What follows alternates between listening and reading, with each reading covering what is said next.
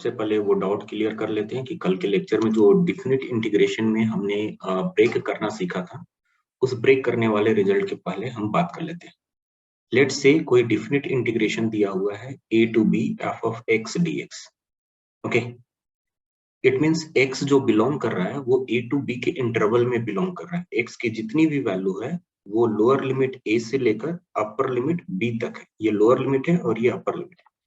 अगर इस इंटरवल में फंक्शन किसी भी पॉइंट पे प्लस इंफिनिटी या फिर माइनस इंफिनिटी हो जाता है, लेट्स से कि वो पॉइंट है x इक्वल टू c जो बिलोंग कर रहा है इसी इंटरवल a कॉमा b को। एक c एक पॉइंट है जो इसी इंटरवल a कॉमा b में है। ये इंटरवल है a टू b, इसी में कहीं पर कोई पॉइंट है c, ओके, जिसमें ये फंक्शन जो है, ये फंक्शन f ऑफ x जो है वो आइदर प्लस इंफिनिटी या माइनस इंफिनिटी हो जा रहा है। तो ऐसे केस में मुझे क्या करना है कि इस इंटीग्रेशन को दो पार्ट में स्प्लिट कर लेना, क्योंकि एक ही पॉइंट वैसा है जहां पे इनफाइनाइट हो रहा है।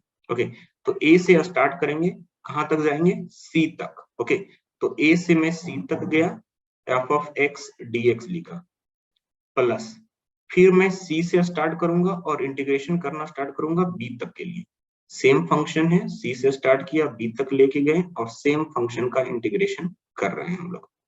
अब मैंने वहां पर आपको ये चीज बताया था कि अगर इस फंक्शन का जो इंटीग्रेशन लिखा हुआ है, अगर ये इंटीग्रेशन प्लस इंफिनिटी या माइनस इंफिनिटी सॉल्व होने के बाद आता है, या फिर ये वाला जो इंटीग्रेशन लिखा हुआ है, ये इंटीग्रेशन सॉल्व करने के बाद प्लस इंफिनिटी या माइनस इंफिनिटी में से कुछ आता है, तो ऐसे वाले केस में हम ये जो ओरिजिनल इंटीग्रेशन जो इसको हम सॉल्व करना चाह रहे हैं, इस इंटीग्रेशन को हम लोग डाइवर्जेंट बोला करेंगे। इंटीग्रेशन को बोलेंगे डाइवर्जेंट, मतलब इसका वैल्यू कैलकुलेट नहीं कर सकते। उसी के लिए मैंने 3 एग्जाम्पल कराए थे, उनमें से एक एग्जाम्पल था -1 to 1 by x square D x. Okay, तो 1 बाई एक्स स्क्वायर में x की वैल्यू अगर आप 0 रखते हो तो ये बन जाएगा इनफाइनाइट। तो मैंने यही बोला कि अगर कहीं सी पॉइंट पे इनफाइनाइट बनता है तो उस पॉइंट पे हमें इंटीग्रेशन को ब्रेक करके लिखना है। तो इसीलिए मैंने इस इंटीग्रेशन को -1 to 0 1 by x square D x plus 0 से लेकर 1 तक 1 by x square D x ऐसा ब्रेक करके सॉल्व करना स्टार्ट किया था। उसी तरीके से मैंने दूसरे एग्जाम्पल लिखे थे 0 to pi sec square x dx। Okay, अब सेक स्क्वायर एक्स क्या होता है सर? सेक स्क्वायर एक्स को हम लिख सकते हैं 1 बाई कॉस स्क्वायर एक्स। अब ये सोचो कि क्या कॉस एक्स जो है वो 0 हो सकता है क्या? तो हाँ सर, कॉस एक्स 0 हो सकता है। कहाँ पे हो सकता है? पाई बाई 2 पे ये 0 हो सकता है। क्या पाई बाई 2 जो है वो इस इंटरवल को बिलोंग करता है? 0 पाई के इंटरवल में होगा? सोचो जरा। हाँ सर, 0 to पाई के इंटरवल में पाई बाई 2 तो आना चाहिए। तो हम इस इंटीग्रेशन को 0 से पाई बाई 2 के लिए ब्रेक करेंगे, ठीक है, एंड उसके बाद हम लोग पाई बाई 2 से लेकर पाई तक ब्रेक करेंगे एंड इसको ऐसे सॉल्व करेंगे। इसको सॉल्व किया था हमने तो हमें कुछ प्लस इंफिनिटी माइनस इंफिनिटी दिखा था, इसको भी सॉल्व किया था तो प्लस इंफिनिटी माइनस इंफिनिटी दिखा। इसीलिए इस इंटीग्रेशन की वैल्यू को हम लोगों ने डाइवर्जेंट बोले थे। ये इंटीग्रेशन जो है वो डाइवर्जेंट है। उसी तरीके से इसमें भी सॉल्व किया था तो ये रिजल्ट भी डाइवर्जेंट आया था। क्लियर हुआ? अब जिनका भी डाउट है, जिन लोगों का डाउट है वो क्लियर हुआ? क्लियर हो गया। ओके, अब चलो कि अब हम लोग डिफिनिट इंटीग्रेशन पे वर्क कर रहे थे और मैंने बोला था कि डिफिनिट इंटीग्रेशन की प्रॉपर्टीज पे हमें फोकस करना है। तो सबसे पहले हम लोग डिफिनिट इंटीग्रेशन की प्रॉपर्टीज स्टार्ट करते हैं और उसके पहले थोड़े बेसिक और भी क्लियर करते हैं। हाँ संदीप, पूछिए, कोई डाउट है तो। आपने हैंड रेज किया है, कुछ डाउट है तो बोलिए। Good evening sir. नहीं, ओके, चलो तो प्रॉपर्टीज हेलो। ऑफ, हाँ बोलिए। जी गुड इवनिंग सर। सर ये टाइप्स ऑफ इंटरवल और इसके जो मतलब होते हैं वो बता देंगे एक बार? हाँ ठीक है, बता देता हूँ। प्रॉपर्टीज ऑफ डिफिनिट इंटीग्रल मैं बता देता हूँ, अभी बता देता हूँ।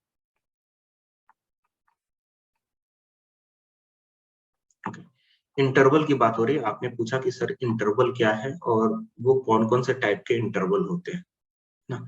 इंटरवल के अलावा मैं सेट पे भी थोड़ा सा इंफॉर्मेशन दे दूंगा आपको। 3 टाइप के ब्रैकेट होते हैं। एक ब्रैकेट है a, b, एक ब्रैकेट होता है स्मॉल में a कोमा b ऐसा, और एक होता है करली ब्रैकेट जिसमें a b c ऐसे कुछ लिखे हुए होते हैं। इसका मतलब हुआ नंबर लाइन पे कोई a वैल्यू है, b वैल्यू है, ऑब्वियस ही वैल्यू है, a लेफ्ट हैंड साइड में है तो a जो है वो लेस देन b है। इस क्लोज वाले का मतलब हुआ कि मैं ये वाला पॉइंट a इंक्लूड कर रहा हूं, यहाँ पे भी क्लोज है तो मैं b के भी पॉइंट को इंक्लूड कर रहा हूं, और इस इंटरवल का मतलब हुआ कि इसके बीच के सारे पॉइंट्स को भी इंक्लूड कर रहा है। तो ये क्लोज इंटरवल का मतलब हुआ कि a b एंड उसके बीच के सारे पॉइंट इंक्लूडेड है। ओपन इंटरवल का मतलब समझिए, ओपन इंटरवल का मतलब होता है कि मैं a को चूज नहीं कर रहा हूं, मैं b को भी चूज नहीं कर रहा हूं, क्योंकि a और b दोनों जगह ओपन इंटरवल है, लेकिन मैं इनके बीच के सारे पॉइंट्स को चूज कर रहा हूं क्योंकि ये इंटरवल है। तो इंटरवल है तो इसके बीच का सारा तो चूज हो रहा है, लेकिन ओपन इंटरवल है तो ना ही मैं a को सिलेक्ट कर रहा हूं ना ही मैं b को सिलेक्ट कर रहा हूं। अब देखो कि सर ये a b c करली ब्रैकेट का मतलब क्या हुआ, ये नंबर लाइन है और इस नंबर लाइन पे ए बी सी 3 नंबर है। मैंने ए को चूज किया है, मैंने बी को चूज किया है, मैंने सी को चूज किया है, लेकिन इसके अलावा मैं कोई भी टर्म्स चूज नहीं कर रहा हूं। कोई भी टर्म चूज नहीं कर रहा हूं मतलब ना ही मैं इन दोनों के बीच में इन्वॉल्व हो रहा है, यहाँ पे इन्वॉल्व हो रहा हूँ, ना ही इधर, है ना। सिर्फ और सिर्फ ए बी और सी ये 3 वैल्यू को मैंने इंक्लूड किया है। For only ESC which topic is important, जितना पढ़ा रहा हूँ, जितना मैं कवर करा रहा हूँ उतना कवर करते जाइए।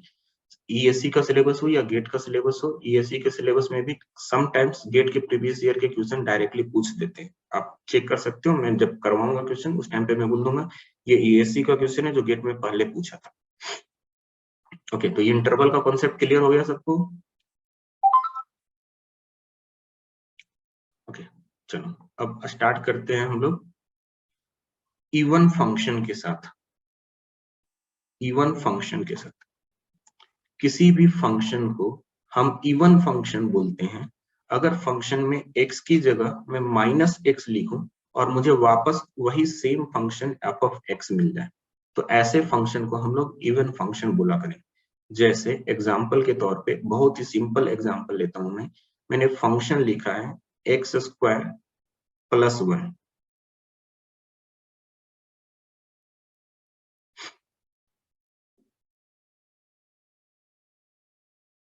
ठीक है, अगर इंटीग्रेशन सेक स्क्वायर को जब इंटीग्रेट किया तब वो स्प्लिट होता है, सेक एक्स tan x में अगेन अगेन इसको इंटीग्रेट करें तब उसमें प्रोडक्ट रूल लग जाएगा। ओके, तो देखो प्रोडक्ट रूल लगाने की कोई जरूरत नहीं है ना।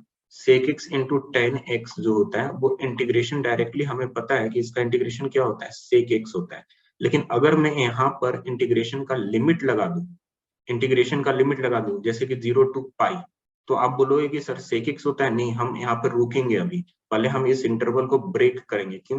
क्योंकि सेक एक्स जो होता है वो डिफाइन नहीं होता है π/2 पे, tan x जो होता है वो डिफाइन नहीं होता है π/2, तो हम इसको पहले ब्रेक करके रखेंगे।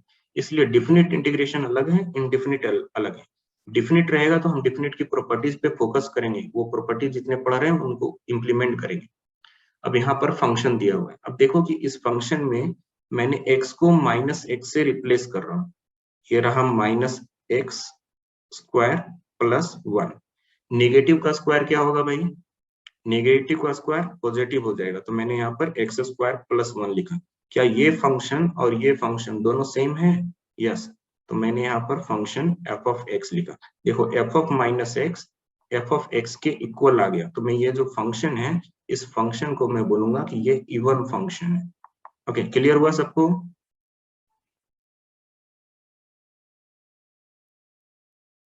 एक और फंक्शन लेते हैं cos x, एक ट्रिगोनोमेट्रिक फंक्शन ले लिया मैंने, cos x ले लिया। अगर मैं इसमें x को -x से रिप्लेस करता हूं तो ये cos -x बनेगा। ट्रिगोनोमेट्री के बेसिक्स में मैंने आपको समझाया था कि cos ऑफ -θ क्या होता है। cos ऑफ -θ क्या होता है सुनील, इस क्वेश्चन को समझो, ऊपर वाला भी ऑटोमेटिक आपको क्लियर होगा। फंक्शन को इवन फंक्शन है या ऑड फंक्शन है, इसके लिए मैंने x को -x से रिप्लेस किया। cos ऑफ -θ क्या होता है सुनील, cos ऑफ -θ cos θ है ना, एंड cos x क्या है, cos x क्या है, f of x है, तो ये मैंने f of x लिख लिया है ना। तो देखो f of minus x f of x के इक्वल आ रहे हैं, तो मैं इस फंक्शन को क्या बोल दूं, इवन फंक्शन बोल दूं, ये फंक्शन भी इवन फंक्शन है। अब क्लियर हुए?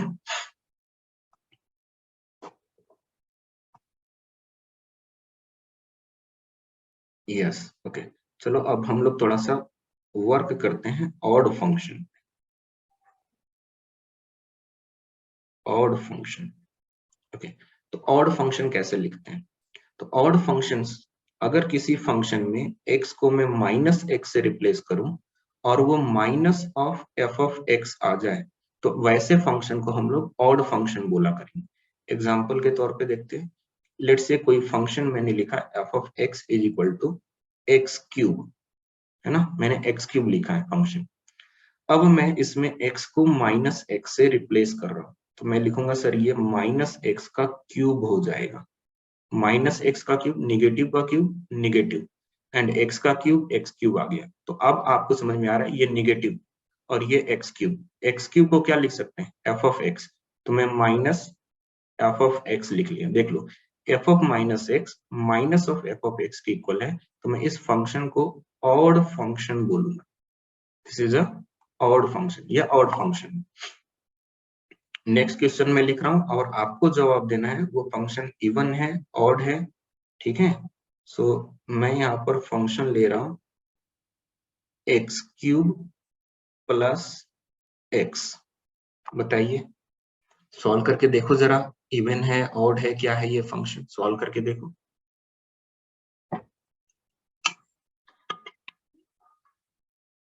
ऑड, संदीप का आंसर आ गया ऑड। चलो राहुल, पंकज, महादेव, सबका आंसर ऑड आ रहा है, इसमें सबको समझ में आ रहा है कि सर ये ऑड होगा। सिंपल है, x को मैंने माइनस एक्स से रिप्लेस कर दिया, तो ये माइनस एक्स क्यूब बनेगा और ये माइनस एक्स बनेंगे। मैंने माइनस कॉमन ले लिया, तो ये एक्स क्यूब प्लस एक्स बन रहे हैं। एक्स क्यूब प्लस एक्स क्या है, एफ ऑफ एक्स, तो मैं माइनस एफ ऑफ एक्स लिख रहा हूँ। तो ये जो फंक्शन है ये ऑड फंक्शन बन गए, ओके। अब एक क्वेश्चन पूछा था गेट में भी पूछा गया है ये क्वेश्चन। अब एक फंक्शन है एफ ऑफ एक्स, ये फंक्शन नेदर ऑड है नेदर इवन है, ना ही ये फंक्शन इवन है ना ही ये फंक्शन ऑड है। अब मुझसे बोला गया है कि इस फंक्शन को दो ऐसे पार्ट में स्प्लिट कर लो कि एक पार्ट इवन फंक्शन बन जाए और दूसरा पार्ट ऑड फंक्शन बन जाए। तो ये इवन वाला पार्ट कौन सा होगा और ये ऑड वाला पार्ट कौन सा होगा, ये हमें बताना है।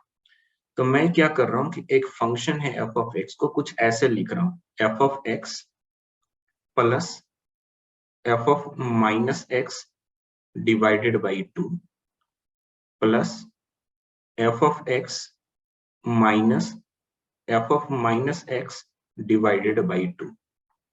ऐसे मैंने दो पार्ट में डिवाइड करके लिखा, देख लो, F of X divided by 2, F of X divided by 2, ये बन गया एफ ऑफ एक्स।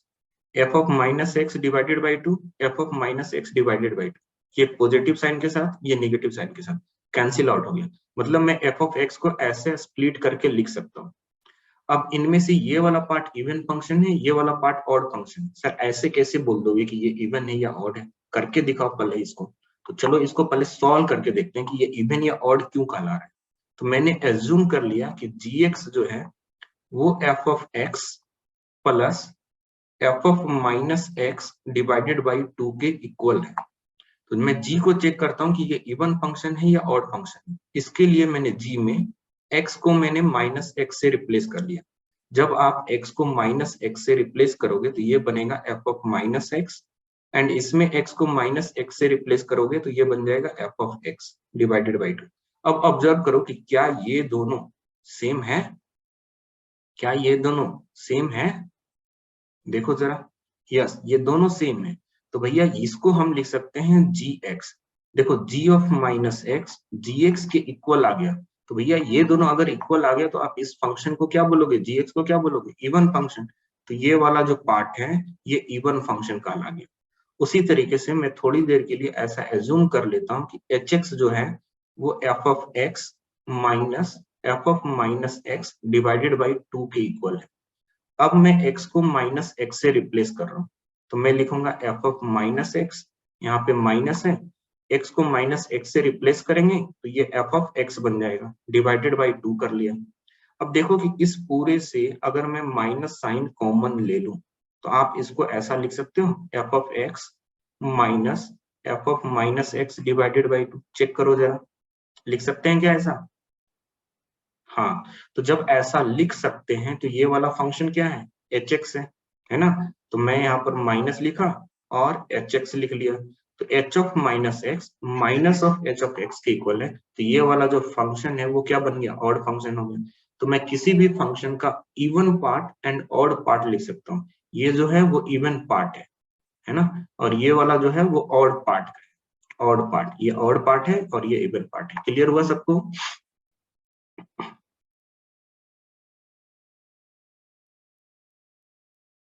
बोलिए। यस, चलो, तो ये इवन, और सर इवन पार्ट भी ऑड बन सकता है। अगर फंक्शन कांस्टेंट रहा तो इवन पार्ट ही रहेगा, उसमें ऑड पार्ट नहीं होगा। अगर फंक्शन सिर्फ इवन फंक्शन रहा तो उसमें ऑड पार्ट 0 हो जाएंगे। अगर फंक्शन ऑड फंक्शन रहा तो इवन पार्ट हो जाएंगे, उसमें ऑड नहीं रहेगा। और इवन पार्ट ऑड कैसे बन सकता है? वो तो नहीं है ना, जो इवन है वो इवन फंक्शन है, जो ऑड है वो ऑड फंक्शन है। तो इवन पार्ट ऑड पार्ट कैसे बन जाएगा? है ना? जो नंबर इवन नंबर है, क्या आप उसको ऑड नंबर भी बोल सकते हो क्या?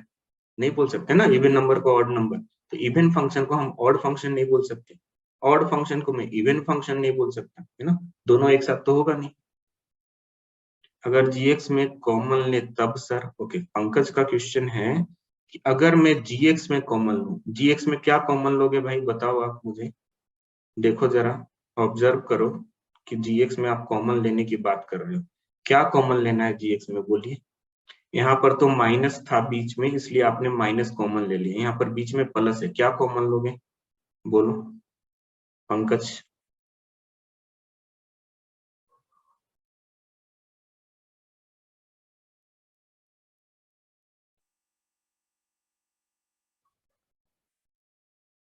अबे आप अपना वीडियो ऑफ कर लीजिए, ठीक है, जिससे कि आपको प्रॉब्लम नहीं होगा। नेगेटिव साइन कैसे कॉमन लोगे भाई? कहाँ पे नेगेटिव साइन दिख रहा है आपको पंकज? इसमें जी ऑफ माइनस एक्स में कहाँ पे नेगेटिव साइन दिख रहा है आपको? दोनों जगह तो पॉजिटिव है मेरे भाई, कहाँ से नेगेटिव आप कॉमन ले लोगे? यहाँ पे है क्या नेगेटिव साइन? यहाँ पे है क्या नेगेटिव साइन? कैसे कॉमन लोगे? देखो यहाँ पे नेगेटिव साइन था तो मैंने नेगेटिव कॉमन लिया, तो नेगेटिव, देखो नेगेटिव माइनस एफ एक्स बना, minus minus plus F of minus x बना, नेगेटिव कॉमन ले पाया मैं। यहाँ पर तो दोनों पॉजिटिव है, नेगेटिव कैसे कॉमन लोगे?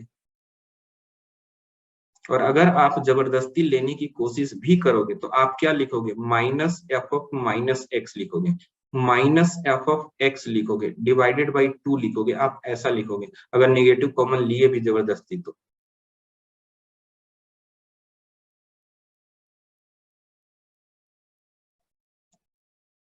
समझ में आ रहा है आप पंकज? और ये वाला फंक्शन जो है वो gx तो है नहीं, ये gx तो है नहीं, तो हम कंपेयर कैसे करेंगे? कंपेयर तो तभी करेंगे ना जब हमें gx या माइनस gx मिलेगा। हम कंपेयर कब करेंगे? जब ये वाला पूरा का पूरा फंक्शन मुझे यहाँ पे मिल जाता तो कंपेयर करते। अब इससे माइनस कैसे कॉमन लेने की बात कर रहे हो आप पंकज? क्लियर हुआ?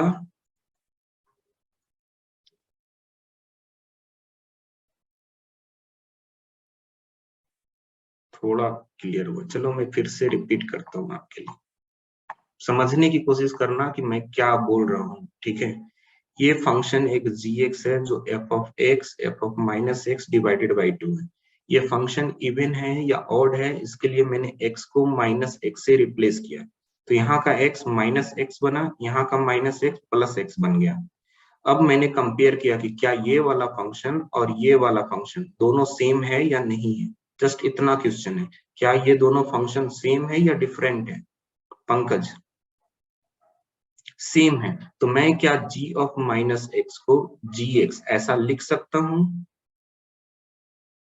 अगर दोनों को ऐसा लिख सकते हैं तो आप gx को क्या बोलोगे, इवन फंक्शन बोलोगे। हाँ, अब आ जाइए इधर वाले पार्ट पे। यहाँ वाले पार्ट पे hx एक फंक्शन दिया हुआ है fx minus f minus x divided by 2, बीच में निगेटिव साइन है। मैंने x को माइनस एक्स से रिप्लेस किया, तो यहाँ पर x माइनस एक्स से रिप्लेस हो गया, यहाँ पे माइनस एक्स प्लस एक्स बन गया। अब मैं चाह रहा हूं कि इस वाले फंक्शन जो यहाँ पे लिखा हुआ है वो बिल्कुल वैसा ही लिखूं जो ऊपर में लिखा हुआ है, कुछ उसी तरीके से लिखूं। तो अब मैंने इसमें क्या किया, उस चीज को समझना, ठीक है, समझना इस चीज को, क्लियर होगा। मुझे आगे में क्या चाहिए, मुझे आगे में फंक्शन x चाहिए, तो मैं सबसे पहले यहाँ पर ये जो माइनस एफ एक्स है मैं लिख लेता हूँ, minus F of x plus F of minus x divided by 2। ये माइनस एफ एक्स लिखा, एफ ऑफ माइनस एक्स लिखा। अब देखो कि इसमें माइनस साइन है, मैंने माइनस साइन को कॉमन ले लिया, तो माइनस को कॉमन लेंगे तो ये एफ ऑफ एक्स बना, ये माइनस कॉमन लिया तो यहाँ पे प्लस क्या बन जाएगा, माइनस बन जाएगा डिवाइडेड बाई 2, ऐसा हो जाएगा। अब जरा ऑब्जर्व करके देखो कि क्या ये वाला जो फंक्शन है इस वाले फंक्शन के इक्वल है माइनस लेने के बाद। हाँ, तो मैं कुछ ऐसा ही तो चीजें एक्सप्लेन कर रहा हूँ कि अब यहाँ पर जो आया है वो minus of H of x निकल कर आ गया, ये एच एक्स दिया हुआ है ना, ये एच एक्स दिया हुआ है, तो वो एच एक्स के इक्वल आ गया। जब एच एक्स के इक्वल है और निगेटिव साइन लगा हुआ है तो मैं फंक्शन को क्या बोलूंगा, ऑड फंक्शन बोलूंगा। तो ये वाला जो पार्ट है वो ऑड हो गया function. How to enroll the course, www.kifi education, है ना, kefi-education.com, यहाँ पे चले जाइए और 3 मंथ का कोर्स परचेज कर लीजिए, वहां से हो जाएगा। ठीक है, ये इवन एंड ऑड फंक्शन का कॉन्सेप्ट अपना क्लियर हुआ है। अब हम लोग बात कर लेते हैं कि सर प्रॉपर्टीज पे। तो एक इंटीग्रेशन में लिख रहा हूँ, minus a to A F of x D x, ऐसा मैंने फंक्शन लिखा है। जब मैंने लोअर लिमिट को ऑब्जर्व किया तो निगेटिव है, और अपर लिमिट को ऑब्जर्व किया तो वो पॉजिटिव है, उतने ही निगेटिव है जितना पॉजिटिव है। तो ये जो फंक्शन है इसका रिजल्ट दो चीजों पे डिपेंड करेगा। किस पे डिपेंड करेगा, पहला कि अगर एफ ऑफ माइनस एक्स की वैल्यू एफ ऑफ एक्स के इक्वल हो तो क्या होगी, ऐसा है तो फंक्शन इवन फंक्शन कहलाता है। और इस केस में इस इंटीग्रेशन को हम 0 to 2 times 0 to A F of x D x ऐसा लिखेंगे।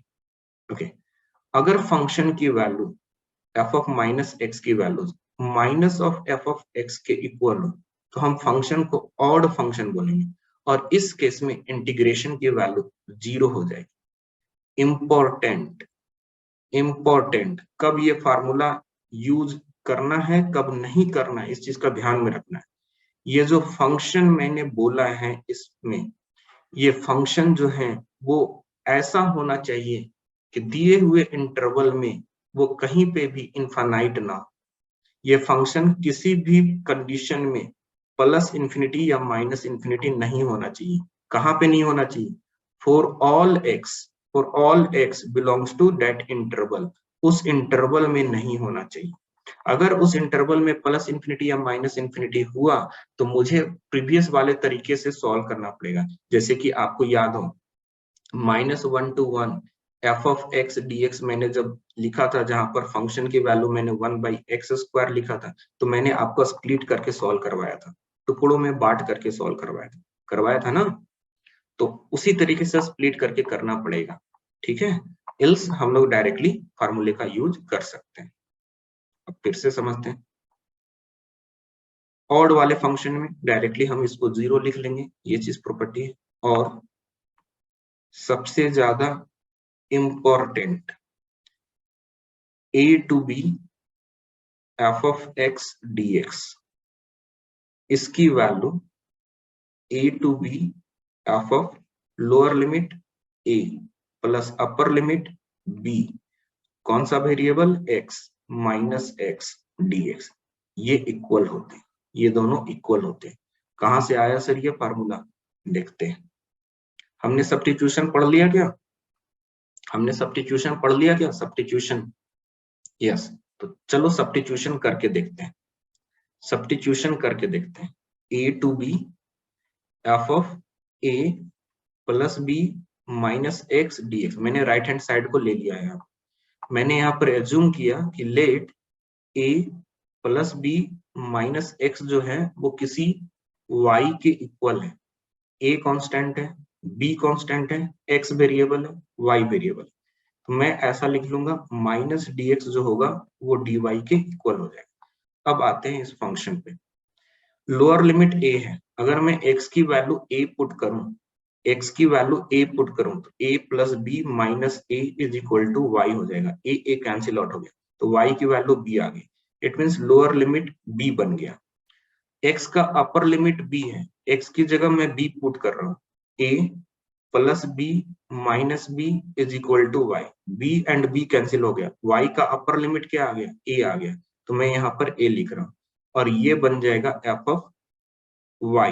dy किसके इक्वल है, dy माइनस dx के इक्वल है, तो मैं यहाँ पर माइनस dx लिख लेता हूँ।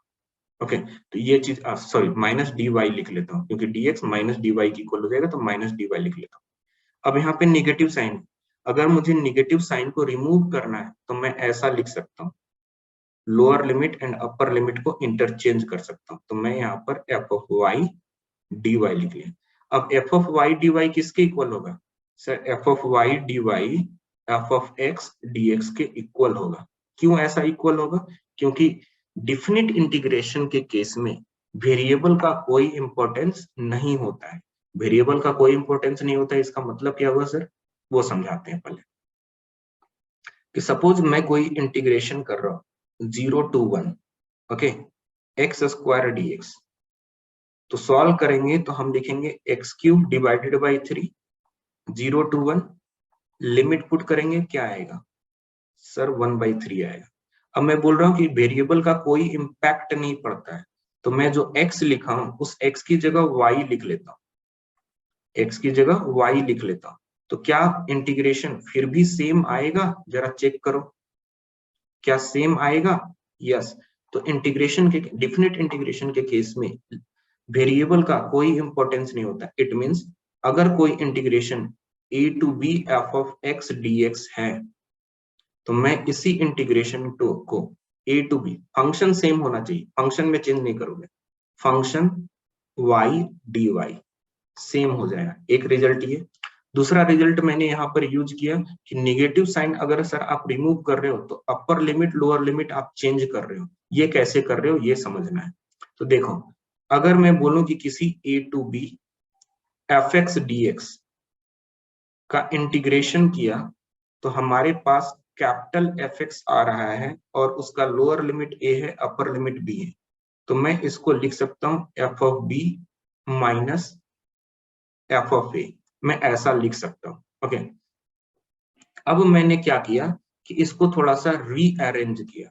रीअरेंज कैसे कर रहा हूं, मैंने निगेटिव साइन को कॉमन ले लिया, निगेटिव साइन को कॉमन लेकर मैं इसको लिख रहा हूं F of a minus F of b, F of a minus F of b लिख रहा हूं। F of a minus F of b को कैसे लिखेंगे सर, ये एफ ऑफ x है और लोअर लिमिट यहाँ पर क्या बन जाएगा, लोअर लिमिट क्या बन जाएगा b। देखो यहाँ से, यहाँ पर लोअर लिमिट क्या था a, तो एफ ऑफ a यहाँ पर था, यहाँ पर लोअर लिमिट क्या है b बनेगा, तो लोअर लिमिट b लिखा, अपर लिमिट a लिखा, तो ये नेगेटिव साइन आएगा। एफ ऑफ x किसका इंटीग्रेशन है, इस स्मॉल वाले का, तो मैंने स्मॉल वाला एफ ऑफ x लिखा, लेकिन इस इंटीग्रेशन का लोअर लिमिट क्या है b, अपर लिमिट क्या है a। तो देखो मैंने यही चीज वहां पर समझाने की कोशिश की है कि अगर आप lower limit and upper limit को इंटरचेंज कर देते हो, देखो b यहाँ पे आ गया और a ऊपर चला गया, तो इंटीग्रेशन में एक निगेटिव साइन आ जाएगा, इंटीग्रेशन में एक निगेटिव साइन आ जाएगा। समझ में आया सबको,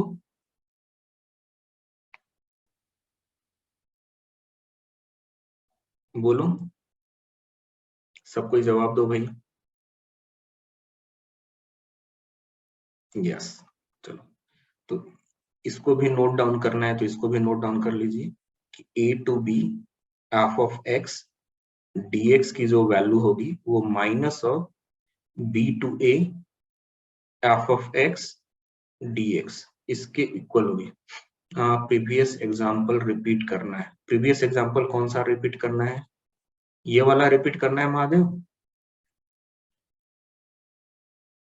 यस, देखो एक्स स्क्वायर का इंटीग्रेशन किया, एक्स स्क्वायर का इंटीग्रेशन एक्स क्यूब बाई 3 आया, लिमिट 0 to 1 है, 1/3 आया। अब मैंने बोला कि वेरिएबल का इम्पैक्ट नहीं पड़ता है, मैं एक्स जो लिख रहा हूँ उस एक्स की जगह फंक्शन सेम है, फंक्शन सेम है, स्क्वायर फंक्शन है, स्क्वायर फंक्शन है, एक्स वेरिएबल है, उसको मैंने सिर्फ वाई से चेंज किया, तो वाई स्क्वायर का integration y cube by 3, limit put किया, फिर से 1/3 आया। तो भैया वेरिएबल का कोई इंपैक्ट नहीं होगा क्योंकि लिमिट वाला क्वेश्चन है, अंतिम में तो मुझे वैल्यू ही पुट करनी है। Sir in that formula of given y2 is written. Okay, चलो फिर से मैं आता हूँ इवन फार्मूला में। ओके, आप इसमें बात कर रहे हो। ओके, चलो आता हूँ मैं वहां।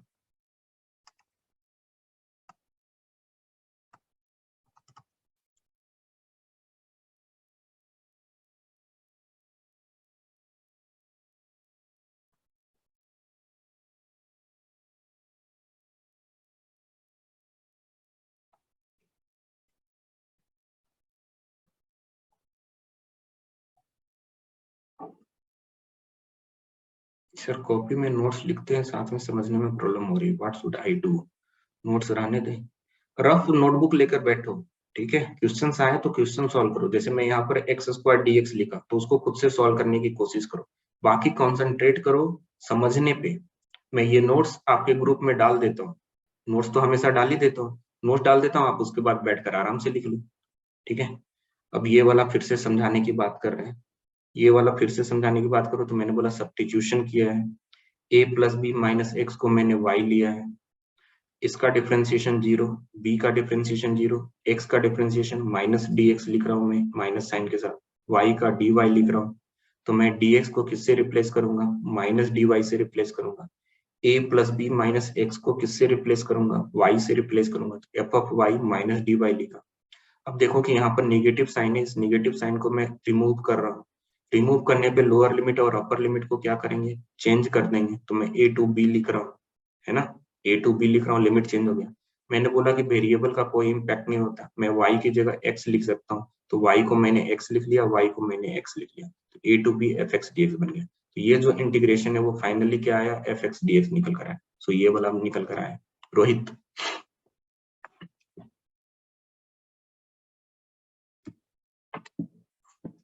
रोहित, अच्छा चलो रोहित समझ में आ गया। अब थोड़ा सा इवन ऑड वाला प्रॉब्लम था कि यहाँ पे 2 क्यों आया और यहाँ पे 0 क्यों आया। ओके, इसके ऊपर बात करते हैं कि ये 0 क्यों, यहाँ पे 2 क्यों मल्टीपल में है, यहाँ पे 2 क्यों मल्टीपल में। पहला क्वेश्चन तो ये है कि सर यहाँ पे 2 मल्टीपल में आया क्यों। दूसरा क्वेश्चन है कि ये 0 क्यों आया। इन दोनों को समझ लेते हैं। फंक्शन इवन फंक्शन कब होता है? फंक्शन इवन फंक्शन कब होता है? जब एफ ऑफ माइनस एक्स जो है वो एफ ऑफ एक्स के इक्वल हो। अब इसको थोड़ा डायग्राम के थ्रू समझिए कि क्या है। ये पॉइंट है x इज इक्वल टू 0, हम इंटीग्रेशन को एक फंक्शन ले रहे हैं। अब इस फंक्शन को देखो कि इस साइड में जैसा फंक्शन है क्या वैसा ही फंक्शन इस साइड में है? क्या दोनों साइड में सेम फंक्शन है?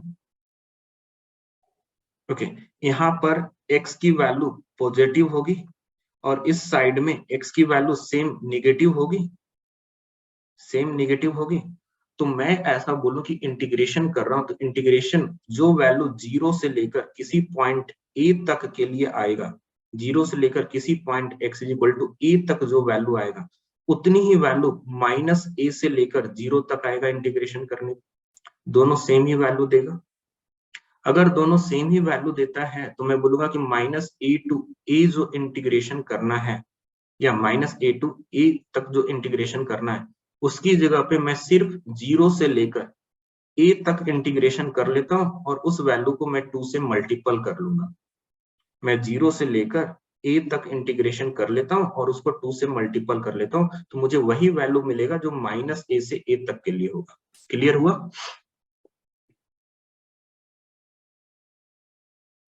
बोलिए, जवाब देते रहो भाई। हाँ, जिनका क्वेश्चन रहता है वो तुरंत जवाब दिया करो कि हाँ क्लियर हुआ है।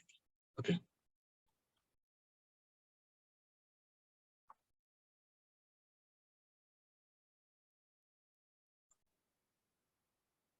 ओके अब हम इसमें थोड़ा सा और आगे बढ़ते हैं ऑड वाले में। अगर फंक्शन ऑड फंक्शन हो, ये minus F of minus X आ रहा है, एफ ऑफ एक्स है minus F of minus X, तो वो फंक्शन कैसा होता है, वो कुछ ऐसा होता है। यहाँ पर फंक्शन पॉजिटिव है और यहाँ पर एक्स पॉजिटिव है। अगर मैं एक्स को माइनस एक्स से रिप्लेस किया तो फंक्शन भी निगेटिव हो गया, तो यहाँ पर फंक्शन निगेटिव में आ गया। ठीक है, तो यहाँ पर अगर हम इंटीग्रेट करने के बाद 5 निकल कर आ रहा है, सपोज 5 निकल कर आ रहा है, तो यहाँ पर इंटीग्रेट करने के बाद कितना निकल कर आएगा, कोई बताएगा मुझे? -5 निकल कर आएगा, क्योंकि वो एक्स एक्सिस के नीचे है। नॉट एन इशू रिंकेस, यहाँ से समझते जाइए। अब मैं अगर इंटीग्रेशन बोलूं कि मुझे -a से लेकर a तक इंटीग्रेशन करना है, तो आप बोलोगे सर -a to 0 के लिए -5 आया एंड 0 से a के लिए +5 आया, दोनों को ऐड करेंगे तो कितना हो जाएगा? दोनों को ऐड करेंगे तो कितना हो जाएगा? 0। इसलिए ऑड वाले केस में इंटीग्रेशन करने के बाद वो 0 रिजल्ट देता है। दोनों फार्मूला समझ में आ जाना चाहिए अब कि सर इवन वाला क्यों 2 टाइम्स हो गया और ऑड वाले में क्यों 0 हो गया। क्लियर हुआ सबको?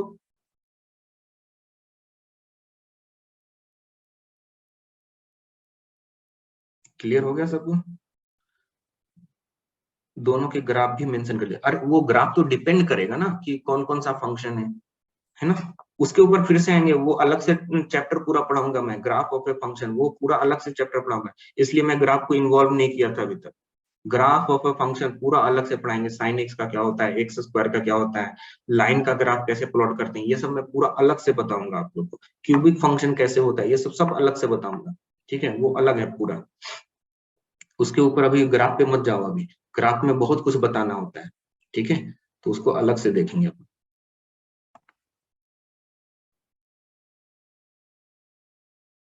यहाँ तक अब कोई डाउट है तो पूछो, even odd function, definite integration, ये सब में कहीं पे डाउट है तो पूछो। ओके चलो एक क्वेश्चन रखते हैं, कॉन्सेप्ट तो पढ़ लिया, क्वेश्चन रख लेते हैं। मैंने यहाँ पे क्वेश्चन रखा है, देखो 3 फार्मूला मैंने डिफिनिट इंटीग्रेशन दिए हैं, एक इवन फंक्शन, एक ऑड फंक्शन और एक ए बी वाला। इसके अलावा कोई भी फार्मूला कभी भी किसी बुक में पलट कर मत देखना। ठीक है, अननेसेसरी बहुत ज्यादा फार्मूला याद करके कोई मतलब नहीं बनता है।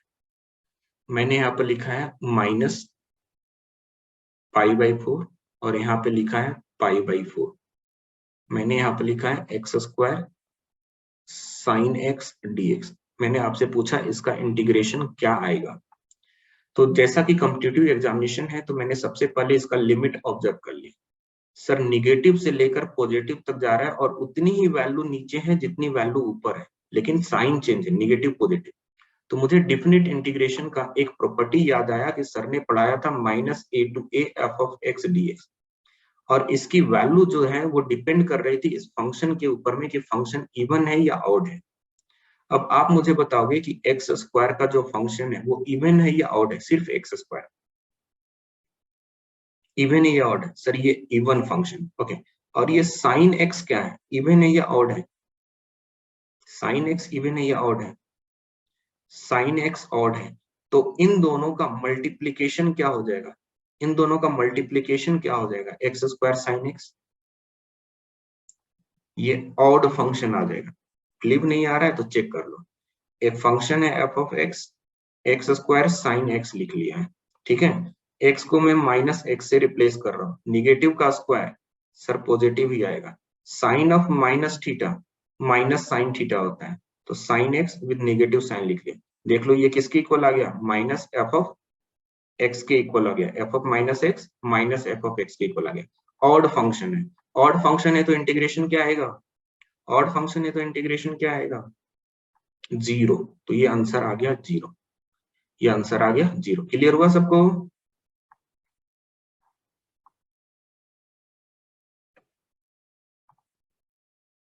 माइनस साइन एक्स नहीं होता है कुछ, माइनस साइन एक्स ही तो लिखूं मैं, एक्स स्क्वायर साइन एक्स है तो माइनस साइन एक्स ही तो लिखूं।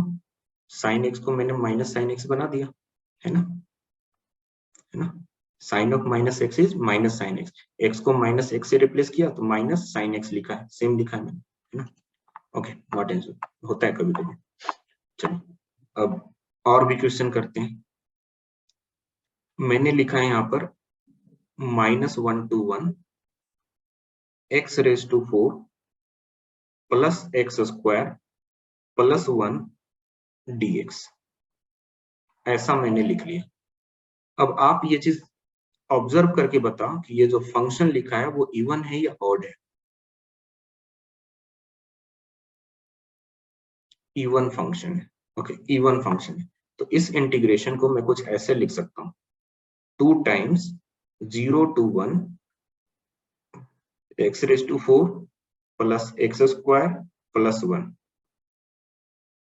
इस फंक्शन को चेक नहीं करेंगे डाइवर्जेंट के लिए। ओके, किस फंक्शन को महादेव, ये वाला एक्स स्क्वायर साइन एक्स को, -π/4 से π/4 के बीच में एक्स स्क्वायर ऑलवेज पॉजिटिव होगा, कहीं पे इंफिनिटी या माइनस इंफिनिटी नहीं होगा। साइन एक्स ऐसा फंक्शन है जिसकी वैल्यूज ऑलवेज -1 से +1 के बीच में ही होती है, चाहे एक्स की कोई भी वैल्यू। सर ये भी इनफाइनाइट या माइनस इनफाइनाइट नहीं होने वाला, तो डाइवर्जेंट क्यों चेक करें। ये जो फंक्शन है पॉलिनोमियल फंक्शंस, ये सबकी वैल्यूज फाइनाइट वैल्यू होगी इस इंटरवल के किसी भी पॉइंट को पुट करने के बाद, तो डाइवर्जेंट क्यों चेक करेंगे, कोई रीजन ही नहीं है डाइवर्जेंट चेक करने। सॉल्व कर लीजिए इसको, x raise to 4 sir x raise to 5/5, x square x cube upon 3, 1 सिर्फ x, limit 0 to 1, 2 times upper limit put कीजिए 1/5 plus 1/3 plus 1, lower limit put करोगे निगेटिव साइन लगाओगे, लोअर लिमिट पुट करना start करो, 0 0 0, सब 0 ही आ रहा है। अब इसको तो सॉल्व कर लोगे आप लोग खुद से, हो जाएगा खुद से सॉल्व, 1/5 प्लस 1/3 प्लस 1, फिर उसके बाद 2 से मल्टीपल कर लेना। आई थिंक कर लेंगे, इतना तो कर लेंगे भाई, है ना, प्लस माइनस तो करना है, हो जाएगा। चलो, तो ये इवन ऑड वाला फंक्शन था, उसकी प्रॉपर्टीज के अकॉर्डिंग क्वेश्चन किया। और भी क्वेश्चन करते हैं। 0 to π, 0 to π sin x cos square x upon pi minus x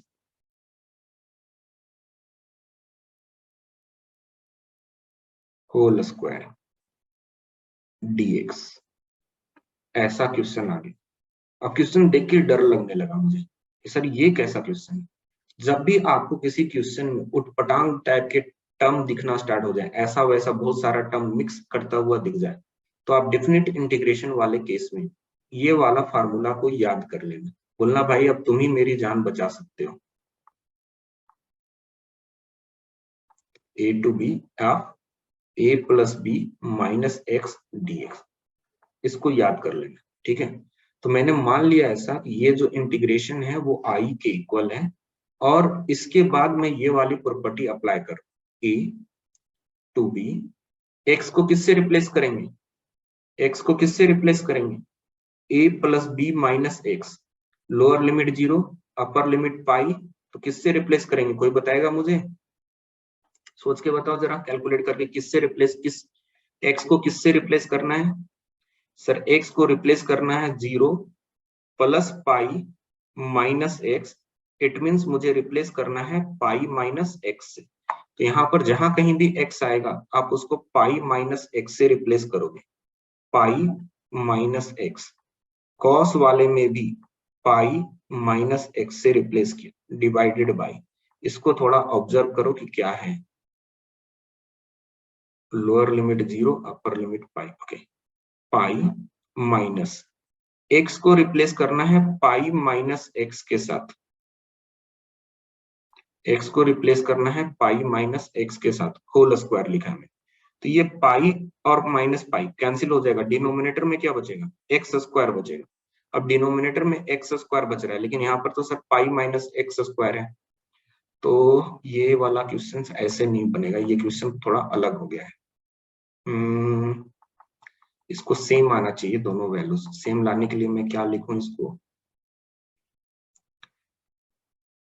pi by 2 minus x लिखें होल स्क्वायर, तो मैं पाई by 2 minus pi minus x लिखते हैं, तो पाई by 2 minus pi by 2 minus pi by 2 plus x, x minus pi by 2 या पाई by 2 minus, हाँ यहाँ पर पाई बाई 2 कर लो तब क्वेश्चन सही होगा, वरना क्वेश्चन गलत हो जाएगा। ठीक है, तो यहाँ पर मैं पाई बाई 2 लिख रहा हूँ, चेंज कर लो, यहाँ पर पाई बाई 2 लिखो पहले, तभी क्वेश्चन सही होगा। मैंने स्टार्टिंग में ही बोला था डेफिनेट इंटीग्रेशन या इंटीग्रेशन के सारे क्वेश्चन सॉल्व करना मैन्युअली पॉसिबल नहीं होता है। ठीक है, सो क्वेश्चंस वेल टेस्टेड होते हैं तभी हम सॉल्व कर पाएंगे। थोड़ा 1 मिनट रुकना।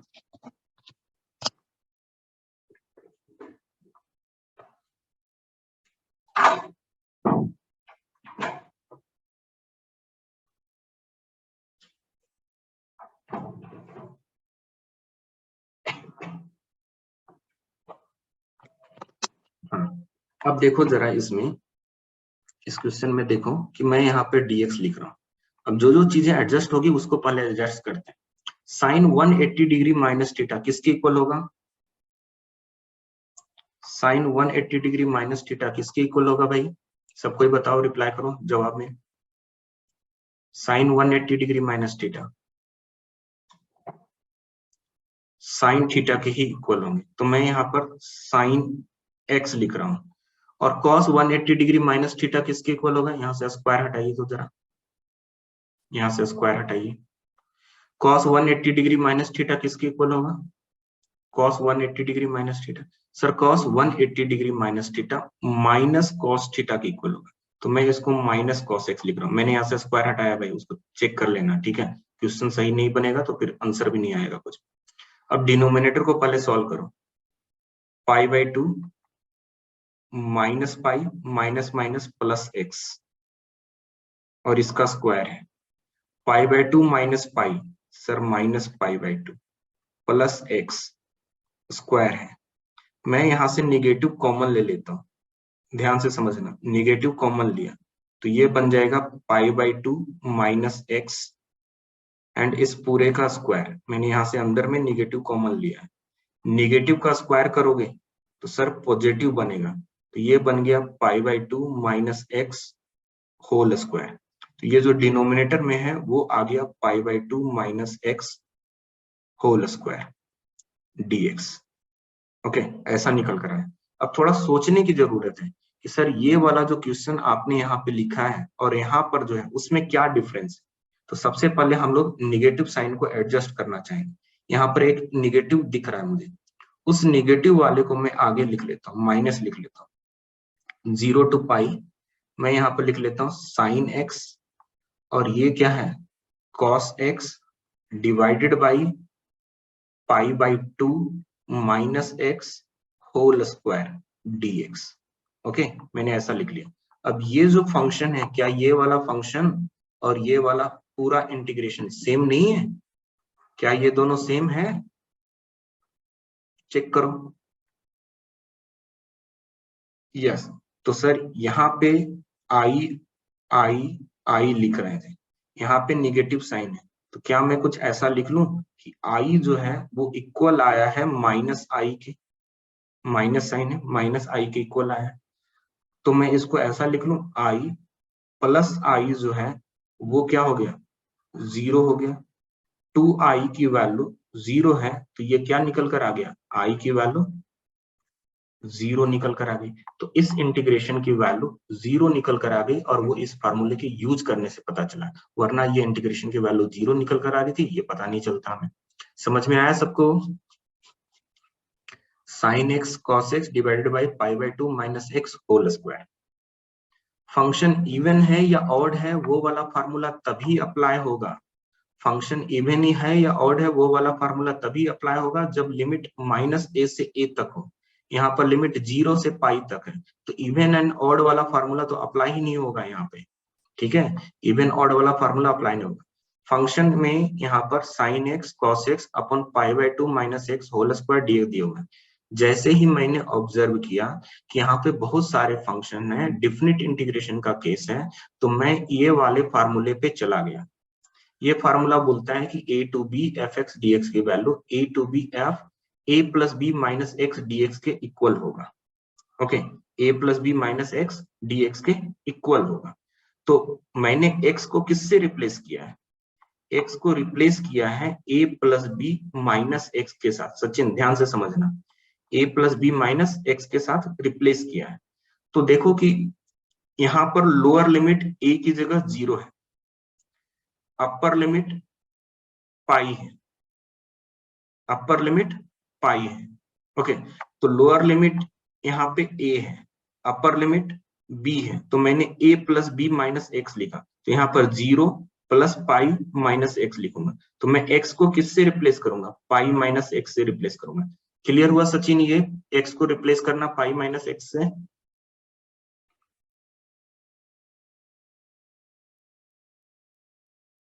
नहीं राज, मैं यही बोल रहा हूँ कि इवन फंक्शन का जो प्रॉपर्टी है या ऑड फंक्शन का जो प्रॉपर्टी है वो लिमिट माइनस ए से ए वाला केस होगा मेरे भाई, तभी तो हम इवन फंक्शन ऑड फंक्शन वाली प्रॉपर्टी लगाते हैं। हमने इवन एंड ऑड वाली प्रॉपर्टी कब पढ़ी? जब लिमिट माइनस ए से प्लस ए तक है। यहाँ पर लिमिट है क्या? माइनस पाई से पाई। तो इवन और ऑड वाली प्रॉपर्टी कैसे लगाओगे? इवन और ऑड वाली प्रॉपर्टी कैसे लगाओगे? यहाँ पे नहीं लगा सकते ना मेरे भाई। इवन एंड ऑड वाली प्रॉपर्टी माइनस ए टू ए वाले में मैंने दिया है, तो वो कैसे लगाएंगे? ओके, अब देख लो सचिन, मैं फिर से एक बार आपको समझा रहा हूँ कि ये मैंने x को माइनस एक्स से कैसे रिप्लेस किया। फिर से एक बार मैं रिपीट कर रहा हूँ, थोड़ा सा कॉन्सेंट्रेशन बनाइए अपना कि क्या है, ठीक है? उसके बाद सब कुछ समझ में आ जाएगा, बहुत बेसिक चीजें हैं ये।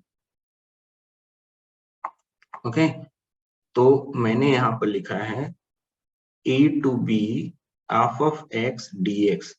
ये मैंने फार्मूला दिया आपको कि इस इंटीग्रेशन को a to B F a plus B minus x D x ऐसा लिखेंगे। ये फार्मूला मैंने आपको दिया, ठीक है? तो इस फार्मूले को थोड़ा समझ लो कि यहाँ पर x को मैंने किससे रिप्लेस किया है?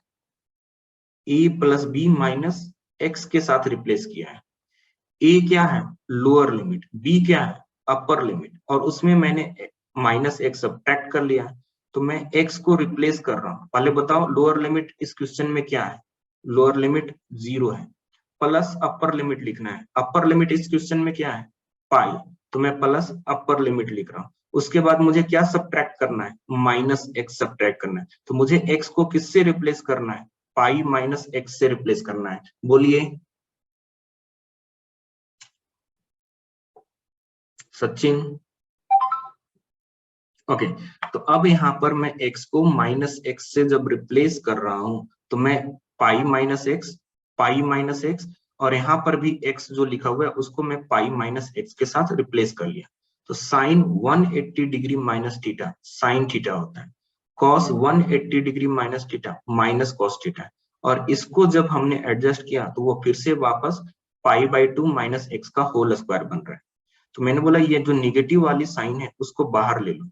तो निगेटिव वाली साइन को बाहर लेने के बाद यहाँ पर जो टर्म्स बच रहा है इसको देखो, और यहाँ पर जो क्वेश्चन पूछा गया है उसको देख लो। क्या दोनों सेम है? क्या दोनों सेम है?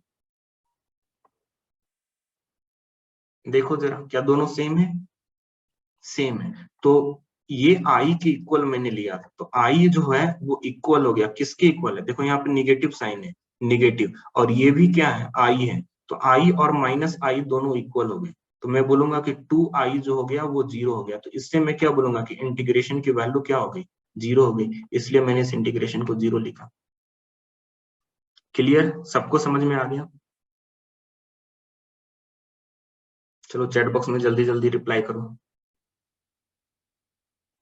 Yes, okay. तो डिफिनिट इंटीग्रेशन पे भी हमने थोड़ा सा कमांड किया है, प्रॉपर्टीज बेस्ड क्वेश्चन किए हैं डिफिनिट इंटीग्रेशन पे। अब हम लोग आगे मूव करते हैं ग्राफ पे, ठीक है? यहाँ से थोड़ा सा ध्यान देना ग्राफ पे। Graph of a function. काफी यूज में आता है ग्राफ, ठीक है, प्रोबेबिलिटी वगैरह ये सब के चैप्टर में भी ग्राफ काफी यूज में आएगा।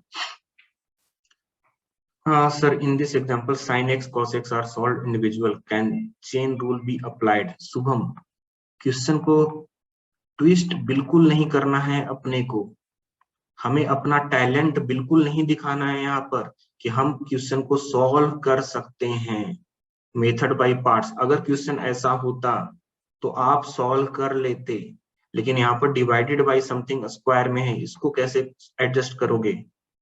ये प्योरली बेस्ड है इसी फार्मूला पे जो मैंने आपको डिस्कस किया है, वरना इस क्वेश्चन को सॉल्व करना पॉसिबल नहीं हो पाएगा। अगर ऐसा होता तो आप सॉल्व कर लेते।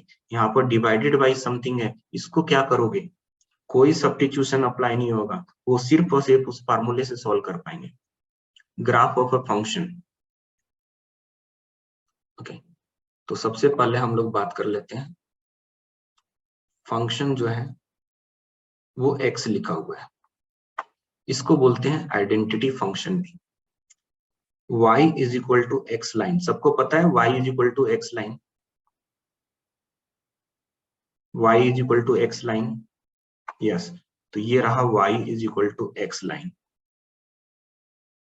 यही फंक्शन है x, ये फंक्शन x है। तो y की जगह हम लोग यहाँ पर यूज करेंगे फंक्शन नाम, ठीक है, y की जगह हमेशा हम लोग यूज करेंगे फंक्शन। तो मैं लिख रहा हूँ function of x is equal to x का ये ग्राफ है, ये ओरिजिन है। सेकेंड वन, पार्शियल फ्रैक्शन से भी सॉल्व होता है इंटीग्रेशन? हाँ होता है रिकेश, पार्शियल। मैं ये बोल रहा हूँ इंटीग्रेशन बहुत बड़ा टॉपिक है, अगर मैं इंटीग्रेशन सिर्फ इंटीग्रेशन पे फोकस करूँ तो इंटीग्रेशन 3 महीने तक पढ़ा सकता हूँ। मैं सिर्फ वो इंटीग्रेशन आपको बता रहा हूँ जो गेट और आईएएस के एग्जामिनेशन के अकॉर्डिंग आपको यूज में आएगा। अगर IIT जेईई के कंटेंट में जाओगे तो मैं सिर्फ इंटीग्रेशन 3 महीने तक आपको पढ़ा सकता हूँ। पार्शियल फ्रैक्शन से होगा बहुत सारे इंटीग्रेशन, तो हमें अननेसेसरी ट्विस्ट नहीं करना। मैं स्टार्टिंग में ही बोला था कि अगर मुझे गोल्फ में चैंपियन बनना है तो मुझे क्रिकेट की प्रैक्टिस करके कोई बेनिफिट नहीं होगी। मैं जिस एग्जाम को पढ़ रहा हूं मैं उसके ऊपर फोकस करूंगा, अननेसेसरी मैं IIT जेईई वगैरह ये सब के सम पे बिल्कुल नहीं जाऊंगा। गेट और एसी तक ही फोकस कीजिए। ओके, अब सपोज कि कोई क्वेश्चन आता है fx is equal to 2x plus या 2x माइनस 4, तो मैं इसका ग्राफ कैसे बनाऊंगा, मैं इसका ग्राफ कैसे बनाऊंगा, वो मैं ग्राफ सिखा रहा हूँ। तो सबसे पहले sir partial fraction differential equation में आया, पार्शियल फ्रैक्शन अलग चीज है, पार्शियल डिफरेंशियल इक्वेशन अलग चीज है। चलो fx 2x माइनस 4 है, पहले आप मुझे ये बताओ कि कितने लोगों को इसका ग्राफ बनाना आता है? यस और नो में जवाब दो। कितने लोगों को इसका ग्राफ बनाना आता है? रोहित नहीं आता, पंकज को आते हैं, रिंकेश को आते हैं, सुनील को नहीं आता है। चलो कुछ लोगों को नहीं आता है, अब अपने को बताना, बहुत सारे लोगों को नहीं आता है। तो सबसे पहले मैं यहाँ पर लिख लूंगा कि y जो है वो 2x माइनस 4 के इक्वल है। मुझे बताओ कल पहले के लेक्चर्स में मैंने ये चीज बताया है, ये फंक्शन लीनियर है या नॉन लीनियर है? ये फंक्शन लीनियर है या नॉन लीनियर है? लीनियर, लीनियर है, इट मींस ये लाइन बनाएगा, ऐसा लाइन बनाने वाला है, इस टाइप का लाइन बनाएगा। ओके, तो अगर ये लाइन बनाएगा तो इसका ग्राफ हम लोग बनाएंगे, और कैसा बनेगा, कैसे बनेगा वो चीज समझते हैं। किसी भी लाइन को प्लॉट करने के लिए, किसी भी लाइन को प्लॉट करने के लिए मिनिमम कितने पॉइंट की जरूरत होगी? किसी भी यूनिक लाइन को बनाने के लिए मिनिमम हमें 2 पॉइंट की जरूरत होगी। अगर 2 पॉइंट पता हो तो मैं एक लाइन बना सकता हूँ, और वो यूनिक लाइन होगी, वैसा एक ही लाइन होगा, वैसा कोई दूसरा लाइन फिर नहीं होगा। एक पॉइंट अगर दिया हो तो एक पॉइंट से पास होने वाले हजारों लाइन होंगे, बहुत सारे लाइन्स हो जाएंगे जो एक पॉइंट से पास होता है। लेकिन अगर 2 पॉइंट दिया हुआ है तो 2 पॉइंट से पास होने वाला एक ही लाइन होगा, कोई दूसरा लाइन नहीं हो सकता। इट मीन्स अगर मुझे इसका ग्राफ प्लॉट करना है तो मुझे कम से कम 2 पॉइंट बता दो जिससे कि मैं ग्राफ को प्लॉट कर सकूं। तो ग्राफ को प्लॉट करने के लिए मैं 2 पॉइंट निकालना चाहता हूँ। यहाँ पर मैंने x लिखा, मैंने यहाँ पर y लिखा। अगर मैं x की वैल्यू 0 रख दूं तो y की वैल्यू क्या मिलेगी? अगर मैं x की वैल्यू 0 रख दूं तो y की वैल्यू क्या मिलेगी? सर -4। ओके, और अगर मैं y की वैल्यू 0 रख दूं तो x की वैल्यू क्या मिलेगी? y की वैल्यू 0 रख दूं तो x की वैल्यू क्या मिलेगी? 2। देख लो भाई, अगर मैंने x की वैल्यू 0 रखी तो y की वैल्यू -4 मिल गई, और अगर मैं y की वैल्यू 0 रख दूं, यहाँ पे 0 रख दिया, तो 2x - 4 जो है वो 0 हो जाएगा, 2x जो है वो 4 हो जाएगा, तो x जो है 4 डिवाइडेड बाई 2 बन जाएगा, तो x की वैल्यू 2 बन गई। ओके, अब मैं इनको कोऑर्डिनेट के पेयर के टर्म्स में लिखूंगा। पहले कोऑर्डिनेट का पेयर क्या होता है सर? पहले भी बताया, x, y पेयर कहलाता है कोऑर्डिनेट का। तो x की वैल्यू 0 और रिस्पेक्टिव y की वैल्यू कितनी? -4। ओके, दूसरा पेयर x की वैल्यू 2 तो y की वैल्यू कितनी? 0। अब 2, 0 y वैल्यू 0, ये है 0, यहाँ पर x की वैल्यू 1, यहाँ पे x की वैल्यू 2, तो ये जो पॉइंट्स है वो पॉइंट बन गया 2, 0। अब मुझे दूसरा पॉइंट एक ये वाला चाहिए, 0, -4, x की value 0, it means y axis पे, y एक्सिस पे y की वैल्यू कितनी? -4, तो 1 यूनिट, 2 यूनिट, 3 यूनिट, 4 यूनिट, ये माइनस, ये 0, -4 बन गया ये वाला पॉइंट। दो पॉइंट मिल गए, एक यहाँ पे एक यहाँ पे, इन दोनों ही पॉइंट को मैं मिला लेता हूँ, इन दोनों ही पॉइंट को मिला लेता हूँ, और ये फंक्शन क्या बन जाएगा? ये फंक्शन बन जाएगा 2x - 4। क्लियर हुआ सबको? याद आ गया? ऐसा कुछ किए थे 10th स्टैंडर्ड या 9th स्टैंडर्ड में? यस, है ना, 9th 10th में ऐसा कुछ किए थे। अब ये लीनियर वाला भी कॉन्सेप्ट सर क्लियर हो गया। ओके, लीनियर वाला कॉन्सेप्ट भी क्लियर हो गया। अब थर्ड लिखते हैं, थर्ड लिखते हैं। मुझे फंक्शन दिया हुआ है एक्स स्क्वायर, काफी इंपॉर्टेंट फंक्शन है, बार बार ये दिखेगा आपको। तो एक्स स्क्वायर का फंक्शन कैसा बनता है भाई? देखो, ये एक्स है, ये वाई है, तो एक्स स्क्वायर का फंक्शन ऐसा बनता है। ये फंक्शन हो गया एक्स स्क्वायर का। ओके, ये फंक्शन हो गया एक्स स्क्वायर, और इसको बोलते हैं पैराबोला भी बोलते हैं। ठीक है, पैराबोला बहुत तरह तरह के होते हैं, उनमें से ये भी एक पैराबोला है, कर्व है, ये पैराबोला है। अच्छा, जरा आप मुझे समझाना कि अगर मैं कोई नया फंक्शन लिख लूं g of x is equal to -x², तो क्या होगा? अगर मैं इसके आगे निगेटिव साइन लगा दूं तो क्या होगा? सर पहले ये पॉजिटिव था, अब मैंने निगेटिव लगा दिया, निगेटिव लगा लिया तो ये पूरा क्या हो जाएंगे? नीचे आ जाएंगे, तो ये बन गया -x², ये बन गया -x²। ठीक है, x में वो पूरा का पूरा मिरर इमेज बन जाएगा। जब फंक्शन में मैं माइनस साइन लगा देता हूँ तो वो पूरा का पूरा रोटेट होकर नीचे आ जाता है, ये पूरा नीचे आ गया। ओके, कनकेविटी वगैरह मैं ये सब बाद में बताऊंगा जब मैं कैलकुलस पढ़ा रहा हूँ, अभी कनकेविटी वर्ड मैं यूज ही नहीं कर रहा हूँ। ठीक है, तो ये फंक्शन। फोर्थ वन, मैंने एक फंक्शन लिखा है यहाँ पे √x। √x का ग्राफ कैसा होता है भाई? ये x एक्सिस है, ये y एक्सिस है, √x का ग्राफ ऐसा होता है। ये फंक्शन बन गया √x का, ये √x का फंक्शन। अच्छा, अगर मुझसे कोई पूछ दिया -√x का, तो क्या करोगे? -√x का मिरर इमेज बना ले, मिरर इमेज बना ले, ये बन गया -√x, है ना, ये माइनस, ये है √x और ये है -√x। ओके, बनाते चले जाना है ये ग्राफ। ठीक है, प्रैक्टिस होते चली जाएगी अपनी। फिफ्थ पे आते हैं, एक फंक्शन लिया मैंने x³, ये भी काफी कैलकुलस में यूज होता है, कंटिन्यूटी में ये वाला फंक्शन कम से कम तो 10 से 15 बार क्वेश्चन में दिखा है, तो ये फंक्शन भी काफी इंपॉर्टेंट होता है। x³ का फंक्शन कैसा होता है सर? ऐसे, हाफ पैराबोला इधर और हाफ पैराबोला इधर, है ना, ये है x एक्सिस, ये है y एक्सिस, ये है ओरिजिन।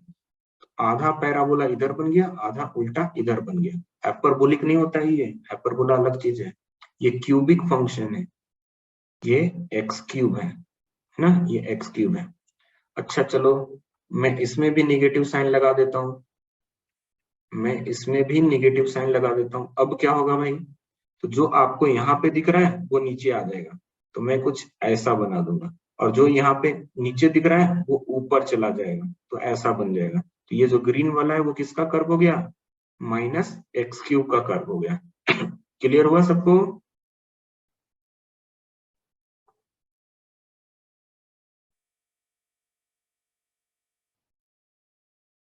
यस, आगे बढ़ते हैं अपन। अभी तक हमने जो फंक्शन देखा है वो अलजेब्रिक फंक्शन वाला चीज देखा है, अलजेब्रिक फंक्शन से देखे है ना। अब अलजेब्रिक फंक्शन से मूव करते हैं, थोड़े से एक्सपोनेंशियल पे फोकस करेंगे, एंड थोड़े से हम लोग फोकस करेंगे फिर लॉगरिथमिक पे, और उसके बाद ट्रिग्नोमेट्रिक फंक्शन पे चले जाएंगे। तो अब हम लोग लिखते हैं यहाँ पर 6, एक फंक्शन मैंने लिखा है F of x is equal to E raise to X. Okay, E क्या है, कोई सर कांस्टेंट नंबर है। कैसा कांस्टेंट नंबर है, पॉजिटिव। आपको पता होगा इसकी अप्रोक्सीमेट वैल्यूज हमने बताई थी। हाँ sir, please show second graph, second graph बताऊं, second graph, second graph line वाला ग्राफ पूछ रहे हो शुभम, लाइन वाला ग्राफ पूछ रहे हो?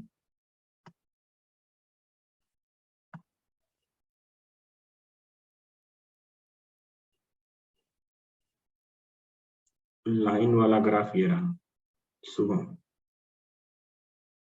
हाउ मेनी ग्राफ्स, बहुत सारे ग्राफ पढ़ेंगे भाई, फिर हो गया यहाँ से, फिर मैथ से ध्यान हटकाना मत, खत्म करो। सीखते जाएंगे, कहीं पे कोई डिफिकल्टी आ रही है तो वो बोलो, हम रट्टा मारने की तो बात कर नहीं रहे, सीख रहे हैं हम लोग कि ऐसे हैं ये बेसिक, बेसिक स्ट्रांग होगा तभी तो आगे बढ़ेंगे, इसी के लिए तो इतना मेहनत कर रहे हैं भाई। ई रेस टू एक्स, ओके, ये ग्राफ याद रखना होगा सर, थोड़ी सी प्रैक्टिस के बाद अपने आप हो जाएगा। एक दो बार घर पे बैठ के देख लेना, एक्स स्क्वायर का ग्राफ ऐसा होता है, एक्स क्यूब का ग्राफ ऐसा होता है, लीनियर ग्राफ ऐसे लाइन वाले बनते हैं, एक्सपोनेंट का ग्राफ कैसा होता है, ये सब थोड़े देख लेना, तो अपने आप क्लियर हो जाएगा कि हाँ क्या है। एक दो बार देखोगे, पलट पलट के रफ नोटबुक पे बनाओगे, अपने आप समझ में आ जाएगा। अब इस नंबर पे ई के पावर में कोई भी नंबर रख लो, आपकी इच्छा, जो भी नंबर रखना है आप रख लो। ऐसा कोई भी नंबर रखने के बाद क्या ये नंबर कभी भी निगेटिव हो सकता है? सोचो सिर्फ, क्या कभी निगेटिव हो सकता है नंबर? नहीं। इट मींस ये वाला फंक्शन कभी भी निगेटिव नहीं हो सकता, ये वाला फंक्शन कभी भी निगेटिव नहीं हो सकता। ओके, अच्छा नंबर बढ़ाते चला जाओ, जैसे मैंने 2.718 है, इसके पावर में 1 रखा, फिर 2.718 है, इसके पावर में 2 रखा, 2.718 है, इसके पावर में 3 रखा। बताओ क्वांटिटी बढ़ेगी या घटेगी, इंक्रीज करेगा या डिक्रीज करेगा? इंक्रीज करेगा। इसीलिए इसके फंक्शन का जब हम ग्राफ प्लॉट करते हैं, इस फंक्शन का जब हम ग्राफ प्लॉट करते हैं, तो इसका ग्राफ जो है वो इंक्रीजिंग बिहेवियर की तरह से दिखेगा, ऐसा दिखेगा। ये हो गया ई रेस टू एक्स का ग्राफ। अच्छा ये चीज मुझे बताओ कि x इज इक्वल टू 0 पे फंक्शन की वैल्यू कितनी आएगी? अगर मैं इसमें x की वैल्यू 0 पुट कर दूं तो फंक्शन की वैल्यू कितनी आएगी? 1 आएगी। इट मींस x की वैल्यू 0 पे फंक्शन की वैल्यू 1 है, ये वाली हाइट 1 है। ओके, अब देखो एक नया फंक्शन मैं लिख रहा हूं यहाँ पर gx, और मैंने क्या बोला, x की जगह मैं माइनस एक्स से रिप्लेस कर रहा हूँ, x की जगह मैं माइनस एक्स से रिप्लेस कर रहा हूँ। अभी तक मैंने क्या किया था, मैं पूरे फंक्शन के आगे माइनस लगाता था, अभी मैंने क्या किया, x के आगे माइनस एक्स लगाया। अब क्या इफेक्ट आएगा, क्या इफेक्ट आएगा? ओके, मैं समझाता हूँ पहले इस चीज। सपोज मैंने एक पॉइंट चूज किया x equal to 1, x equal to 1 पे जो वैल्यू आ रही थी वो सेम वैल्यू अब क्या होगा सर, अब मिलेगा यहाँ पे x इक्वल टू -1 पे वही वैल्यू मिलेगी, x इक्वल टू -1 पे वही वैल्यू मिलेगी, मतलब ग्राफ यहाँ पे आ जाएगा। इट मींस अब ये ग्राफ बिल्कुल ऐसे निकल कर आएगा, ऐसे निकल कर आएगा, है ना, इस तरीके से ग्राफ निकल कर आएगा। तो जो -x वाला ग्राफ है उसको भी हमने यहाँ पे समझ लिया है। ये ग्राफ बन गया e रेस टू -x का। ओके, अब मेरी इच्छा है कि सर एक नया फंक्शन बनाकर दिखा दो, minus e raise to x. E raise to x पूरा फंक्शन है, उसके आगे में मैंने माइनस साइन लगा लिया। अब बताओ कैसे बनाएंगे?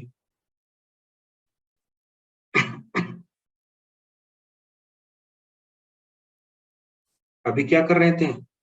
मिरर इमेज बना रहे थे ना, नेगेटिव साइन लगाने के बाद मिरर इमेज बना रहे थे ना। तो मिरर इमेज बनाएंगे यहाँ पे, मिरर इमेज बनाएंगे। तो मिरर इमेज बनाएंगे तो कैसा जाएगा? ऐसा चला जाएगा, ऐसा चला जाएगा, है ना। एक्स एक्सिस के नीचे आ जाएगा, वेरी गुड। एक्स एक्सिस के नीचे आ जाएगा। और ये वाला पॉइंट कौन सा होगा? सर एक्स की वैल्यू 0 पुट करोगे तो फंक्शन की वैल्यू क्या हो जाएगी? -1 हो जाएगी। तो 0 पुट करने पे -1 वैल्यू आई है, वो ये वाला पॉइंट है ना। क्लियर हुआ सबको?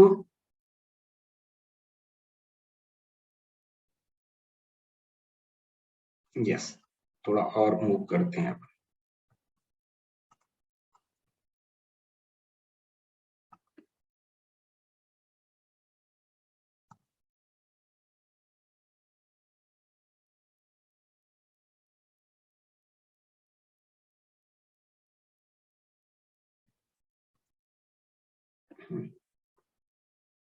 नेक्स्ट फंक्शन में लिख रहा हूं यहाँ पे log x, जिसका बेस e है। log x, इसी को हम लोग ln x भी बोलते हैं, इसी को हम लोग ln x भी बोलते हैं। तो log x का जो ग्राफ होता है, log x का जो ग्राफ होता है वो ऐसा ग्राफ होता है। ये log x का ग्राफ है। कोई मुझे बताएगा log 1 की वैल्यू? log 1 की वैल्यू, log 1 की वैल्यू 0 होती है। तो यहाँ पर देखो ये फंक्शन x एक्सिस को इंटरसेप्ट कर रहा है, तो ये x इज इक्वल टू 1 पे फंक्शन की वैल्यू 0 दे रहा है। ओके, log 0 प्लस 0 से थोड़ा इधर जा रहा है, 0 प्लस मतलब 0 से थोड़ा इधर जा रहा है।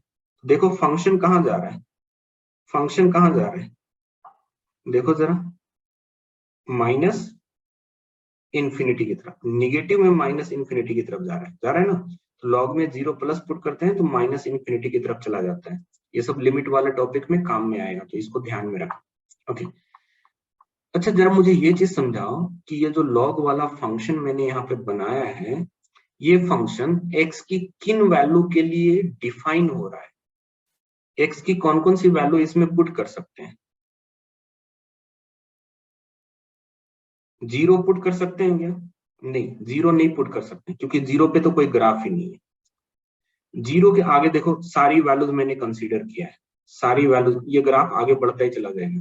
तो मैं बोलूंगा कि 0 से इंफिनिटी तक, 0 से इंफिनिटी तक, नॉट ग्रेटर देन 1, 0 से इंफिनिटी तक। देखो लेस देन 1, 0 से 1 तक में भी तो है ना ग्राफ, वो नीचे है। 1 से आगे क्या है? ऊपर है। तो ग्राफ तो है ही ना नीचे और ऊपर, सिर्फ 0 पे नहीं है।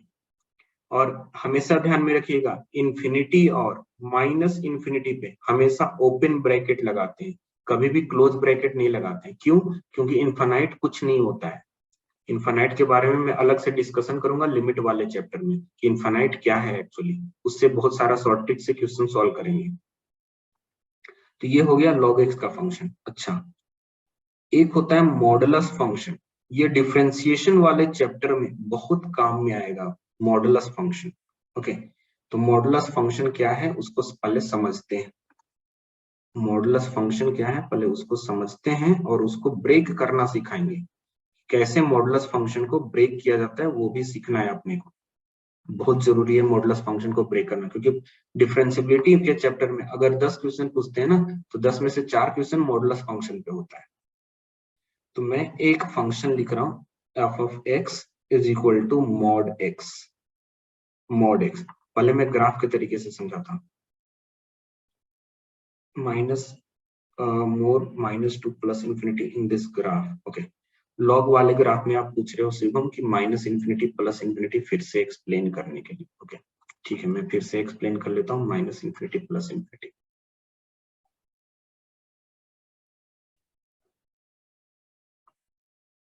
ओके, देखो पहले इसके लिए आपको एक्सिस को समझना पड़ेगा। अगर एक्स एक्सिस में मैं बहुत आगे चला जाऊं तो मैं प्लस इन्फिनिटी जाऊंगा, और एक्स एक्सिस में मैं बहुत पहले आ जाऊं तो मैं माइनस इन्फिनिटी बोलूंगा। उसी तरीके से वाई में मैं बहुत ऊपर चला जाऊं तो मैं वाई की वैल्यू प्लस इन्फिनिटी बोलूंगा, और वाई में अगर मैं बहुत नीचे आ जाऊं तो मैं माइनस इन्फिनिटी बोलूंगा। ऐसा बोला जाता है, प्लस इन्फिनिटी माइनस इन्फिनिटी। ये क्लियर होना चाहिए पहले। उसके बाद हमने बोला कि इस ग्राफ को ऑब्जर्व करो।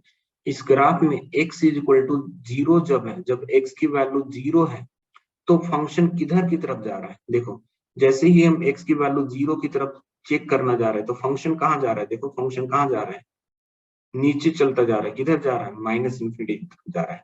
क्लियर हुआ। इसीलिए लॉग की वैल्यू 0 के नजदीक में हमने क्या बोला, माइनस इन्फिनिटी बोला। शुभम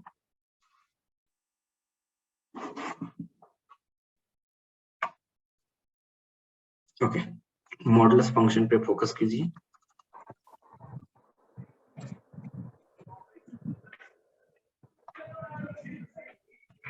ओके, मॉड एक्स की मैं बात कर रहा हूँ, मॉड एक्स की मैं बात कर रहा हूँ, ठीक है। मॉड का मतलब क्या होता है, कोई बताएगा मुझे मॉड का मतलब। चलो बेसिक नहीं पता है, ठीक है। मैंने -3 लिखा, मॉड का ऐसा सिंबल लगाया, इसकी वैल्यू कितनी होगी, इसकी वैल्यू कितनी हो जाएगी, 3 हो जाएगी। okay. मैंने +5 लिखा, मॉड लगाया, अब ये वैल्यू कितनी रहेगी, अभी भी ये 5 रहेगी। अंदर की वैल्यू निगेटिव हो या पॉजिटिव हो, बाहर में हमेशा पॉजिटिव ही रिजल्ट देगा, वो निगेटिव रिजल्ट नहीं देगा। अगर निगेटिव होता भी है तो वो उसको पॉजिटिव बना देगा, वो उसको पॉजिटिव बना देगा। इसीलिए इस फंक्शन को हम नए नाम से भी जानते हैं, और वो नया नाम क्या है, absolute value function. Absolute value function absolute देता है, वो मैग्नीट्यूड देता है सिर्फ, ठीक है, एब्सोल्यूट वैल्यू देता है सिर्फ। अब सबसे पहले आप मुझे ग्राफ के टर्म में ये चीज समझाएंगे। क्या आपको y is equal to x का ग्राफ पता है, y is equal to x का ग्राफ पता है, अभी हमने पढ़ा था, स्टार्टिंग वहीं से किया था, y is equal to x. Yes, तो मैं पहले y is equal to x का ग्राफ बना रहा हूँ। सर आपने y is equal to x graph बनाया क्यों, मैं इस मॉड के अंदर में जो फंक्शन है, इस मॉड के अंदर में जो फंक्शन है, मैं पहले उस फंक्शन को देख रहा हूँ, मैं उस फंक्शन को देख रहा हूँ। अच्छा अब मुझे बताओ कि 0 से आगे के टर्म्स में ये वाली जो वैल्यू है, वो y वाली वैल्यू पॉजिटिव है या नेगेटिव है, ये 0 से लेकर आगे की वैल्यू जो है वो पॉजिटिव या नेगेटिव है, पॉजिटिव है, क्योंकि सर वो एक्स एक्सिस के ऊपर है। तो इसका अगर मैं मॉड लूंगा तो सर पॉजिटिव ही रहेगा। लेकिन अगर मैं इस वाले पोर्शन की मैं बात करूं, इस वाले पोर्शन की मैं बात करूं, तो ये वाला जो पोर्शन है वो क्या है, निगेटिव है, क्योंकि एक्स एक्सिस के नीचे है। अगर मैं इसमें मॉड लगा लूं, ये एक्स वाले में मॉड लगा लूं, तो मॉड लेने के बाद ये निगेटिव किस में कन्वर्ट हो जाएगा, ये निगेटिव किस में कन्वर्ट हो जाएगा, पॉजिटिव में। तो ये जो नीचे ग्राफ दिख रहा है, ये पूरा ग्राफ कहाँ चला जाएगा, ऊपर। समझ में आ रहा है मैं क्या कहना चाह रहा हूँ, समझ में आना चाहिए सबको पहले, है ना। तो ये जो ग्राफ था y is equal to x वाला, उसमें जो निगेटिव में नीचे दिख रहा था, इसको ट्विस्ट करके ऊपर लेके चला गया, पूरा ऐसा वी शेप का ग्राफ बना। और ये जो वी शेप का ग्राफ बना वो किसका ग्राफ बनेगा, वो मॉड एक्स का ग्राफ बनेगा। मैंने एक्सप्लेन किया है। अब इसको मैं मॉड एक्स का ग्राफ यहाँ पे बना लेता हूँ। ये एक्स एक्सिस है, ये वाई एक्सिस है, और मॉड एक्स का ग्राफ ऐसा निकल कर आया, ये मॉड एक्स का ग्राफ। ओके, अब मैं यहाँ पर आपको फंक्शन को स्प्लिट करना सिखा रहा हूँ, फंक्शन को स्प्लिट करना सिखा रहा हूँ, मॉड वाले फंक्शन। सबसे पहले ये डिसाइड करो कि अंदर जो लिखा हुआ है मॉड का, उसकी वैल्यू 0 एक्स की किस वैल्यू के लिए होगी, ये जो अंदर लिखा हुआ है वो 0 एक्स की किस वैल्यू के लिए होगी। सर एक्स इक्वल टू 0 पे ही तो अंदर का टर्म 0 होगा। तो मैं इस फंक्शन मॉड ऑफ एक्स जो है उसको मैं स्प्लिट कर रहा हूँ, स्प्लिट कर रहा हूँ। कैसे स्प्लिट कर रहा हूँ वो देखो, मैंने यहाँ पे लिखा x less than equal to 0, और मैंने यहाँ पे लिखा x greater than equal to 0। जिस पॉइंट पे वो 0 हो रहा है मैं उसी पॉइंट पे स्प्लिट कर लूंगा। एक 0 से कम है और एक 0 से ज्यादा है, दोनों जगह पर इक्वलिटी लगा रखी। जो भी उस मॉड के अंदर में लिखा हुआ है वो बिल्कुल वैसा ही वैसा लिख लेना। देखो स्टेप बाय समझा रहा हूँ, जो भी अंदर लिखा है बिल्कुल वैसा ही वैसा लिख लेना। अब देखो समझना, यहाँ पे x की वैल्यू क्या है, पॉजिटिव या निगेटिव? यहाँ पे x की वैल्यू क्या है, पॉजिटिव या निगेटिव? तो यहाँ पे x की वैल्यू निगेटिव होगी, लेकिन मुझे क्या चाहिए, पॉजिटिव। अगर मुझे पॉजिटिव चाहिए तो मैं यहाँ पर एक निगेटिव लगा देता हूँ। अब देखो कि क्या निगेटिव रखने से क्या फर्क पड़ा। सर यहाँ से निगेटिव नंबर और एक निगेटिव साइन, निगेटिव और निगेटिव बनाकर क्या बना दिया, पॉजिटिव। देखो मुझे पॉजिटिव चाहिए, पॉजिटिव मिल गया।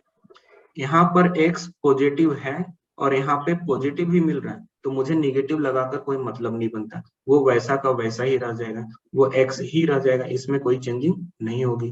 क्योंकि मुझे पॉजिटिव चाहिए और पॉजिटिव है ही वो नंबर, तो मैं पॉजिटिव ही रहने दूं, मैं उसको चेंज क्यों करूंगा। समझ में आया सबको?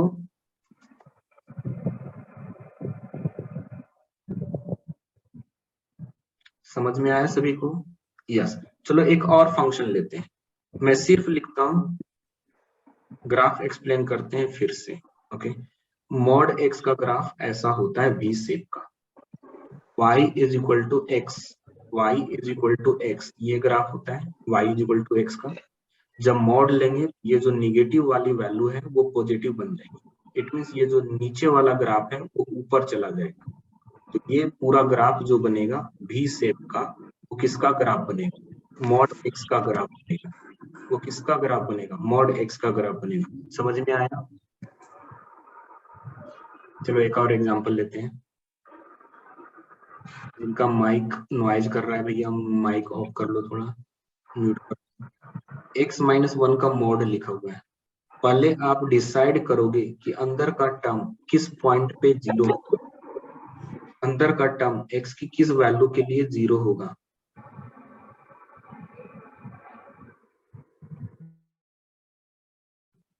अंदर का टर्म x की किस वैल्यू के लिए जीरो होगा, 1 पे लिए। ये अंदर का टर्म में अगर मैं x की वैल्यू 1 पुट करता हूं तो अंदर का टर्म जीरो हो जाएगा, ठीक है। तो मैं इसको जब स्प्लिट करूंगा तो x less than equal to 1 and x greater than equal to 1 के लिए स्प्लिट करूंगा। जो भी अंदर लिखा हुआ है बिल्कुल आपको वैसा ही लिख लेना है, कोई चेंज नहीं करना है। पहले स्टेप वाइज जाएंगे, जो भी लिखा है बिल्कुल वैसा ही लिख लेंगे। अब x की कोई वैल्यू जो 1 से कम हो वो इसमें पुट करके देखो। x की कोई वैल्यू जो 1 से कम हो, x से कोई वैल्यू 1 से कम। सर 0 1 से कम होता है क्या? हाँ, 0 1 से कम होता है, तो 0 पुट करके देखो जरा। सर 0 पुट करेंगे तो ये क्या होगा, पॉजिटिव होगा या निगेटिव होगा? पॉजिटिव होगा या निगेटिव होगा? ये x की कोई वैल्यू 1 से कम लेनी है तो मैंने 0 ले लिया, 0 पुट करके देखा तो सर ये निगेटिव आया। लेकिन मुझे क्या चाहिए, सर मॉड लगा रखे हो आपने तो आपको तो पॉजिटिव चाहिए, तो आप यहाँ पर एक निगेटिव और डाल दो, पॉजिटिव बन जाएगा। निगेटिव और निगेटिव क्या हो जाएगा, पॉजिटिव हो जाएगा। अब यहाँ पे आते हैं, x की वैल्यू 1 से बड़ी है, 1 से कोई भी वैल्यू ले लो बड़ी। सर 2 ले लेते हैं, पुट करके देखना जरा। 2 माइनस 1 1 पॉजिटिव आया, सर ये पॉजिटिव है तो इसमें तो कोई चेंज नहीं करना है, इसमें तो कोई चेंज नहीं करना है, सिर्फ यहाँ पे साइन लगाना पड़ा। समझ में आया सबको? समझ में आया सबको कैसे स्प्लिट कर रहे हैं हम लोग? यस। तो ये दोनों स्प्लिट करने वाला जो मेथड है ये आपको डिफरेंशियबिलिटी के चैप्टर में, कंटिन्यूटी के चैप्टर में काफी काम आने वाला है, तो ये चीज आपको ध्यान में रखना है। ओके, मॉडुलस फंक्शन हो गए। अब मैं थोड़ा सा ट्रिगोनोमेट्रिक फंक्शन पे आ जाता हूँ, ट्रिगोनोमेट्रिक फंक्शन पे आ जाता हूँ।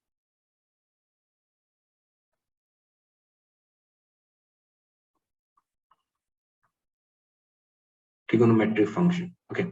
अब अगर मैं ट्रिगोनोमेट्रिक फंक्शन की मैं बात करूं तो सबसे पहला इंपॉर्टेंट फंक्शन जो होता है वो साइन एक्स का होता है। एग्जाम्पल पूछ रहे हैं शुभम भाई, ग्राफ में बना रहा हूं उसमें एग्जाम्पल आप क्या पूछ रहे हैं?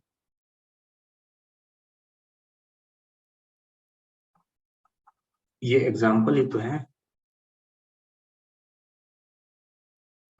जो मैंने यहाँ पे x -1 वाला जो लिया है ये एग्जाम्पल ही तो, आप इसमें क्या एग्जाम्पल पूछ रहे हो सुबह? अच्छा, वन मोर एग्जाम्पल पूछ रहे हो। अच्छा चलो एक और एग्जाम्पल ले लेते हैं इसमें, एक और एग्जाम्पल ले लेते हैं भाई इसमें।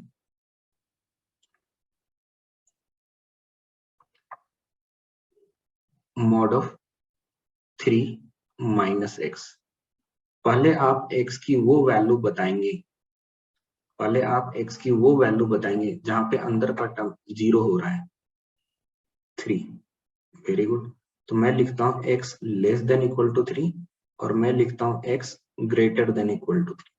अंदर जो भी लिखा है बिल्कुल वैसे के वैसे सेम लिख देना, कोई भी चेंजिंग मत करना, सेम टू सेम लिख देना। मैंने सर सेम टू सेम लिख दिया।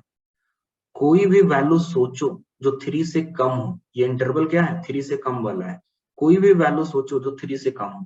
सर 3 से कम 0 सोच लेते हैं, 0 पुट कर लिया, 3 - 0 3 पॉजिटिव हुआ। सर मुझे पॉजिटिव चाहिए, पॉजिटिव है, रहने देते हैं, कोई चेंजिंग नहीं करेंगे।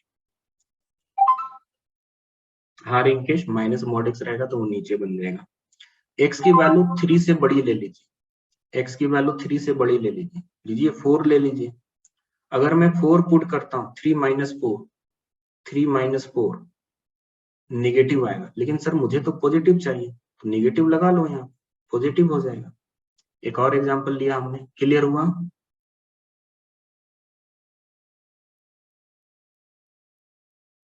या ग्राफ पे बहुत कमांड हो जाएगा, अपने आप कमांड हो जाएगा, थोड़ा सा मुझे पैसेंस के साथ पढ़ा लेने दो, उसके बाद मैं एक टेक्निक बताऊंगा, वहां पे चले जाना, वहां से ग्राफ खुद से बनाओगे, चेक करोगे, बार बार ग्राफ बनाओगे, बार बार चेक करोगे क्या इफेक्ट आ रहा है।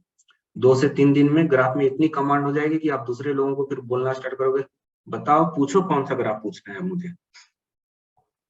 साइन एक्स, साइन एक्स एक ट्रिगोनोमेट्रिक फंक्शन है। साइन एक्स का ग्राफ ऐसा बनता है, ध्यान से देना, 0 degree, 180 degree, 360 degree. Sine x की मैक्सिमम वैल्यू +1 होती है एंड साइन एक्स की मिनिमम वैल्यू -1 होती है। साइन एक्स की जो मैक्सिमम वैल्यू होती है वो 90 डिग्री पे होती है, और साइन एक्स की जो मिनिमम वैल्यू होती है वो 270 डिग्री पे होती है। मिनिमम वैल्यू कितनी है -1, मैक्सिमम वैल्यू कितनी है +1। जीरो कहाँ कहाँ पर है सर? 0 डिग्री पे, 180 डिग्री पे, 360 डिग्री पे, इन सभी वैल्यूज पे साइन एक्स 0 वैल्यू दे रहा है। सेकेंड वन, मैं कॉस एक्स की मैं बात करूं,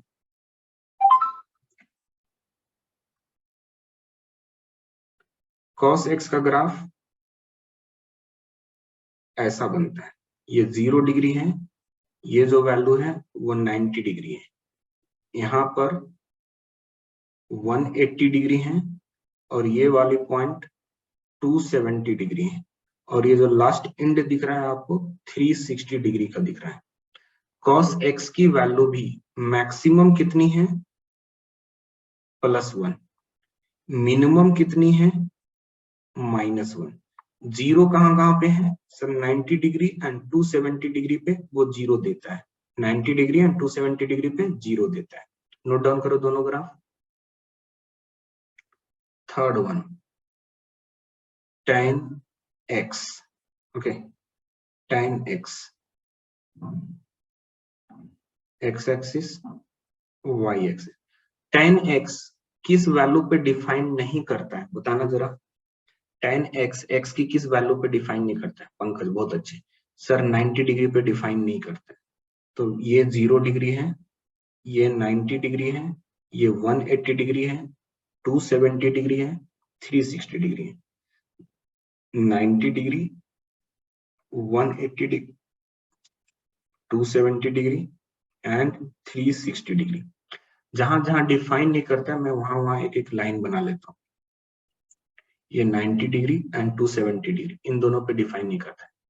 tan 180 डिग्री की वैल्यू कितनी होती है?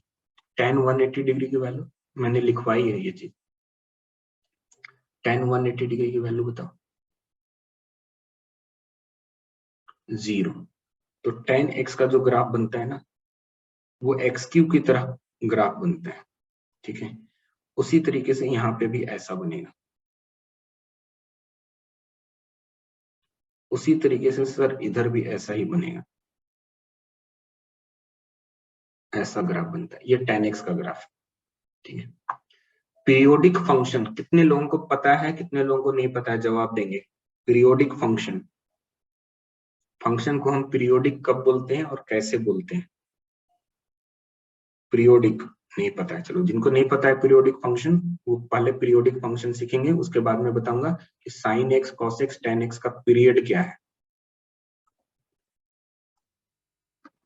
सो राइट डाउन,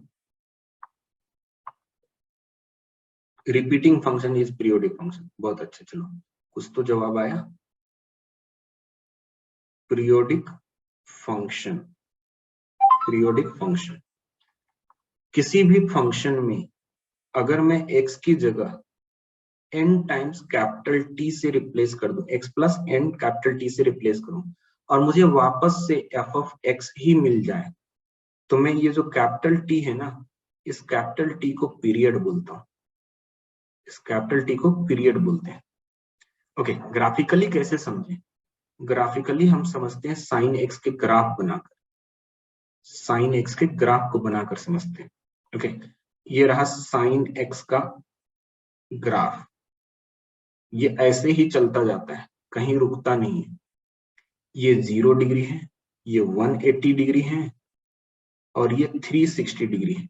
अब ग्राफ को ऑब्जर्व करने से आपको पता चलेगा कि ये वाली जो शेप यहां से स्टार्ट हुई थी, ऐसे शेप जाने के बाद यहां तक तो ठीक है, लेकिन उसके बाद सेम टू सेम वैसा ही रिपीट कर रहा है, सेम टू सेम वैसा ही रिपीट कर रहा है जैसा इधर रिपीट कर रहा था। ध्यान से देखकर बताओ सही है या गलत? सही है। तो ये जो मैं साइन एक्स है, ये जो साइन एक्स फंक्शन है, इस साइन एक्स का पीरियड कितना होगा? सोचकर बता दो पीरियड कितना होगा साइन एक्स का।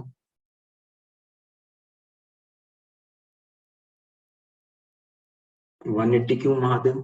क्या 180 के बाद रिपीट कर रहा है क्या? 180 के बाद रिपीट कर रहा है क्या? 360 ना, 360 के बाद रिपीट कर रहा है ना, तो मैं इसका बोलूंगा 360 डिग्री इसका पीरियड है। एंड 360 डिग्री को रेडियन में कैसे लिखते हैं सर? पाई रेडियन 180 डिग्री के इक्वल होता है, तो 360 डिग्री किसके इक्वल होगा? 2 पाई के इक्वल होगा। तो मैं बोलूंगा कि पीरियड जो होगा वो 2 पाई होगा या फिर 360 डिग्री होगा, दोनों एक ही चीज है। जो साइन एक्स का पीरियड है वही पीरियड कॉस एक्स का भी होगा, क्योंकि साइन एंड कॉस में क्या चेंजिंग मैंने पढ़ाया था, ध्यान से याद कर लो। Sine 90 degree minus x is equal to cos X, मतलब साइन एंड कॉस में 90 डिग्री का डिफरेंस होता है, तो 90 डिग्री पे ये ग्राफ चेंज कर लेंगे तो वो बन जाएगा कॉस एक्स बन जाएगा। इट मीन दोनों का पीरियड भी सेम होगा, दोनों के पीरियड में कोई चेंजिंग नहीं होगी। तो कॉस एक्स का पीरियड भी 360 डिग्री, इट मीन 2 पाई होता है। अब थोड़ा सा समझिएगा फिर से, 10x के लिए, 10x के लिए समझिएगा।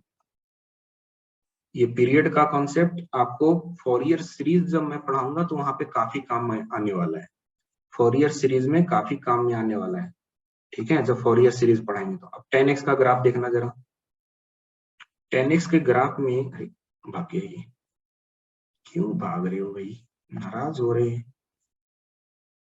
हाँ, अब आए बात। अब देखो जरा इसमें कि क्या यहां से यहां तक जो ग्राफ है,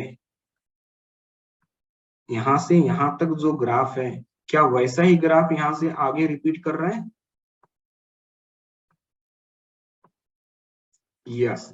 तो भैया ये देखो कि इन दोनों के बीच डिफरेंस कितनी है, ये 270 डिग्री है और यहाँ पे कितनी है, 90 डिग्री। कितने इंटरवल के बाद चेंज कर रहा है, रिपीट कर रहा है, कितने टाइम के बाद रिपीट कर रहा है sir? 270 degree minus 90 degree 180 degree के बाद रिपीट कर रहा है। तो जहां से रिपीट करेगा हम बोलेंगे कि उतने टाइम इंटरवल वो पीरियड कहलाता है, वो टाइम स्टैम्प नहीं, जितने इंटरवल के बाद रिपीट करता है वो कहलाता है। तो देखते हैं भाई, उसको लिख लेते हैं, पीरियड लिख रहे थे हम लोग।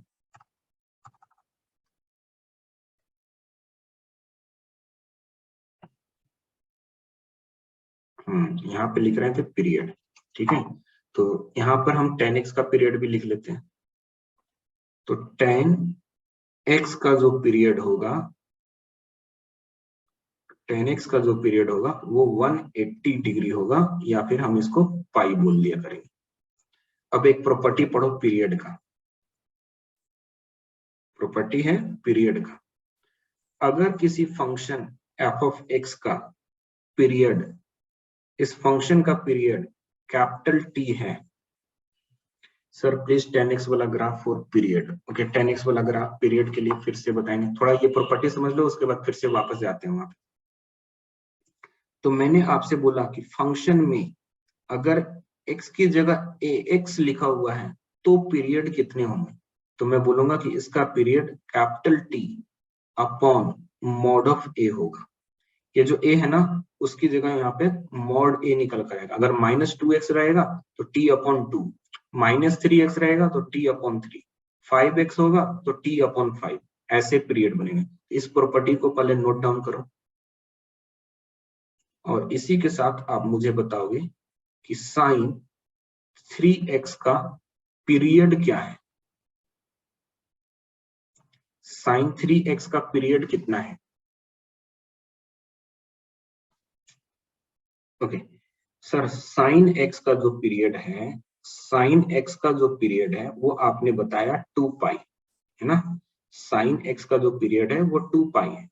साइन 3x का पीरियड क्या हो जाएगा सर, 2 पाई डिवाइडेड बाई, जो नंबर यहाँ पर है उसका मॉड लगा के 2 पाई बाई 3 है ना। अगर डिग्री में बोले तो sir 360 degree divided by 3, it means 120 degree है ना।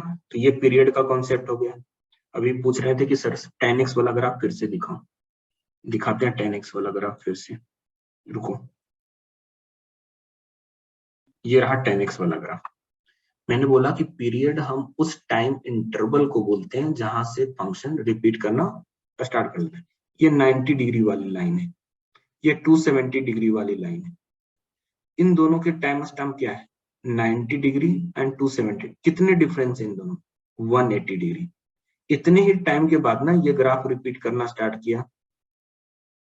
देखो जरा, जिनको जिनको डाउट है वो बताओ, क्लियर हुआ क्या। Yes okay. अब चलते हैं अपन वापस। अब मैं थोड़ी देर के लिए ये वाला पीडीएफ जो मैंने बना रखा है ना, उसको मैं हटाऊंगा, थोड़ा नीचे करता हूँ।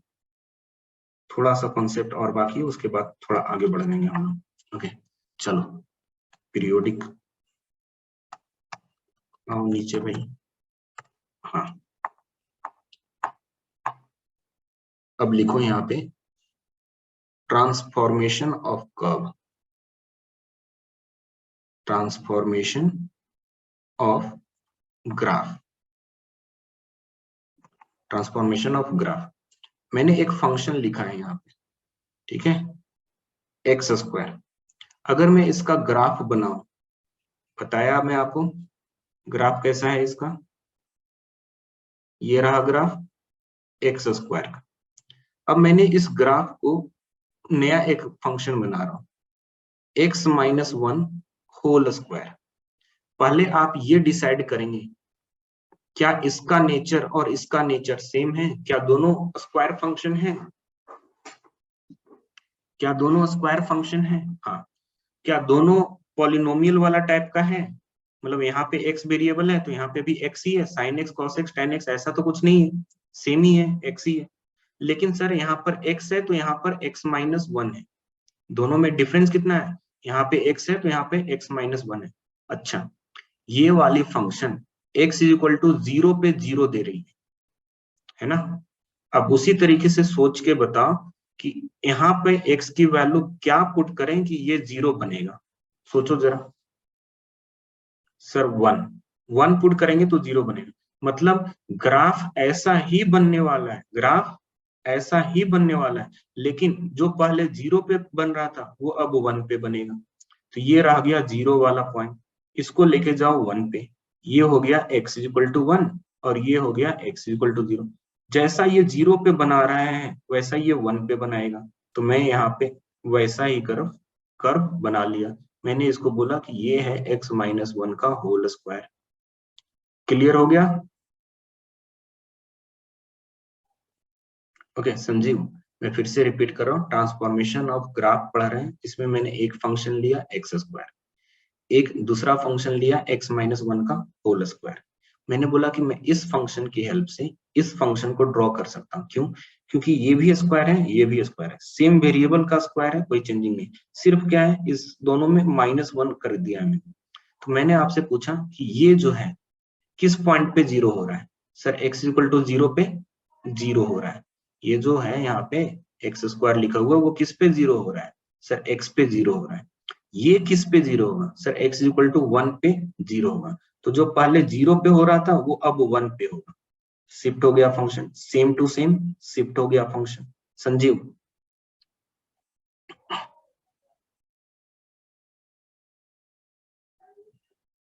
ओके चलो एक और एग्जांपल लेते हैं, एक और एग्जांपल लेते हैं। एक फंक्शन है f(x) = x²। एक नया फंक्शन है gx, इसमें मैंने लिख लिया x² + 1। मैं फिर से बना रहा हूं कर्व। ये फंक्शन है x² का, ये फंक्शन है x² का। ओके, अब मैंने बोला कि ये x=0 पे फंक्शन की वैल्यू कितनी है? x=0 पे फंक्शन की वैल्यू कितनी है? 0 है।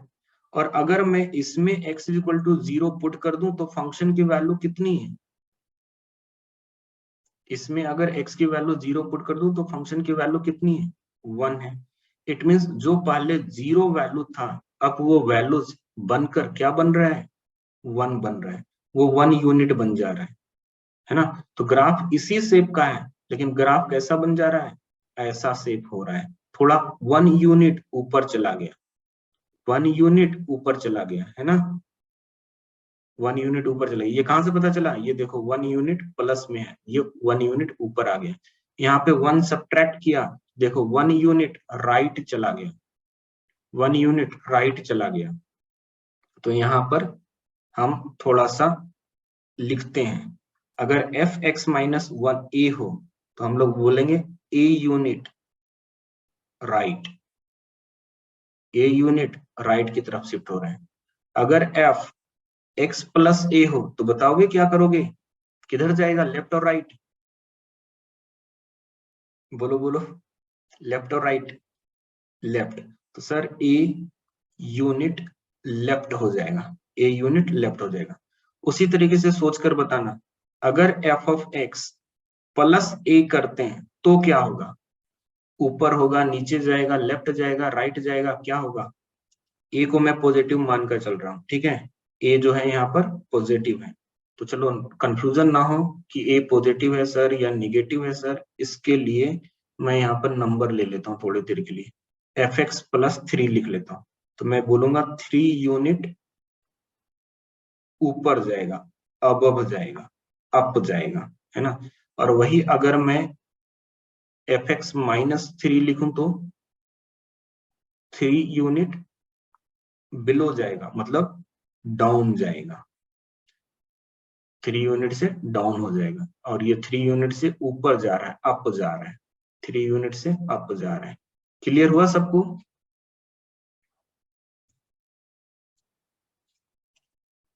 क्लियर हुआ सबको? यस। अब मैं यहाँ पर पीपीटी थोड़ी देर के लिए बंद कर रहा हूँ इसको, ठीक है? अब मैं कुछ और आपको दिखाना चाहता हूँ, इसलिए मैं इसको बंद करता हूँ, थोड़ा वेट कर लो।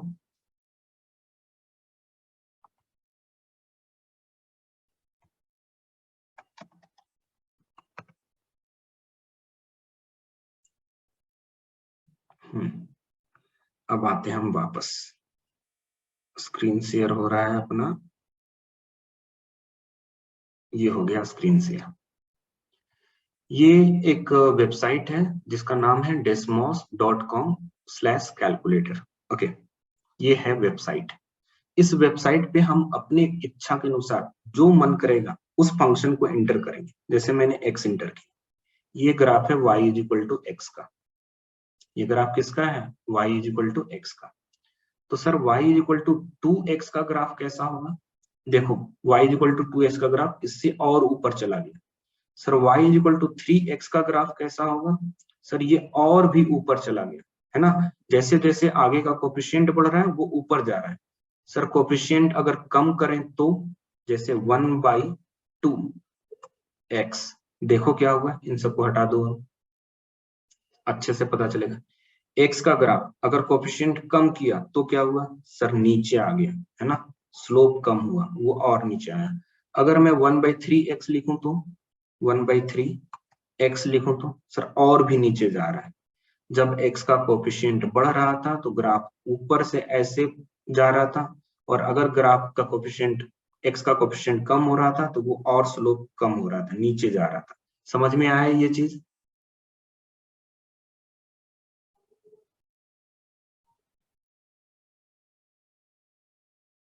बोलिए यस। चलो कुछ हम लोग एक्सपोनेंशियल फंक्शन पे भी ट्विस्ट करते हैं। मैंने लिखा e रेज टू x। देखो e रेज टू x का ग्राफ मिलाओ जरा अपने रफ नोटबुक में जो लिखे हो। क्या e रेज टू x का ग्राफ ऐसा है?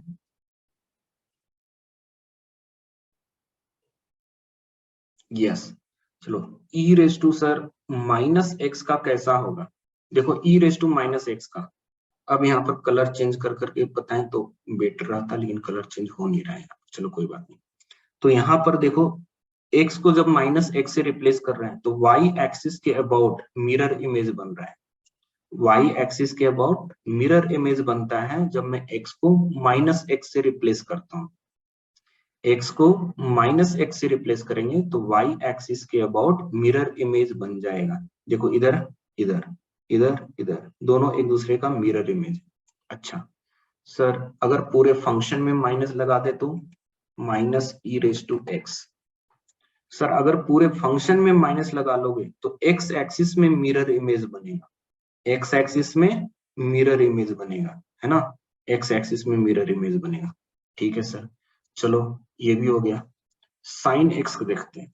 ये रहा साइन एक्स का ग्राफ। साइन एक्स का ग्राफ देखो जरा, रिपीट कर रहा है क्या? ये बार बार रिपीट कर रहे हैं ना ये, है ना। कितने इंटरवल के बाद रिपीट कर रहा है? देखो ये 2 पाई लिखा हुआ है और यहाँ पर क्या है? 0, है ना, 0 2 पाई। तो देखो 0 से लेकर 2 पाई मतलब दोनों का डिफरेंस कितना हुआ? 2 पाई। तो 2 पाई इसका टाइम पीरियड कहलाया। 2 पाई क्या कहलाएगा? इसका टाइम पीरियड। अब जरा देखते हैं सर मैं साइन 3x का बनाकर। देखो साइन 3x ग्रीन वाले कलर से, साइन 3x ग्रीन वाले कलर से, वो कितने पे रिपीट कर रहा है? 1 2 3। ये 3 जो पॉइंट आपको दिख रहा है, उस 3 पॉइंट के बाद ये वाला पॉइंट के बाद आपको पता चलेगा कि सर रिपीट कर रहा है। तो ये वाला स्टैम्प 0 है और ये वाला स्टैम्प 2 पाई/3 है। दोनों का डिफरेंस कितना हुआ? 2 पाई/3। क्या यही पीरियड मिला था अपने को? थोड़ा बड़ा करके देख लो भाई, मिला था ऐसा? बड़ा करने पे अच्छा नहीं दिख रहा है, लेकिन यही सही है। देखो 2 पाई/3 समझ में आना चाहिए सबको। यस, और भी ग्राफ बनाते हैं अपन। चलो सर मॉड पहले x का बना। देखो ये y is equal to x वाला लाइन है। अब मैंने क्या किया ना, इसमें मॉड लगा लिया। जिनको मॉड नहीं समझ में आया था वो फिर से समझिएगा, मॉड लगा लिया।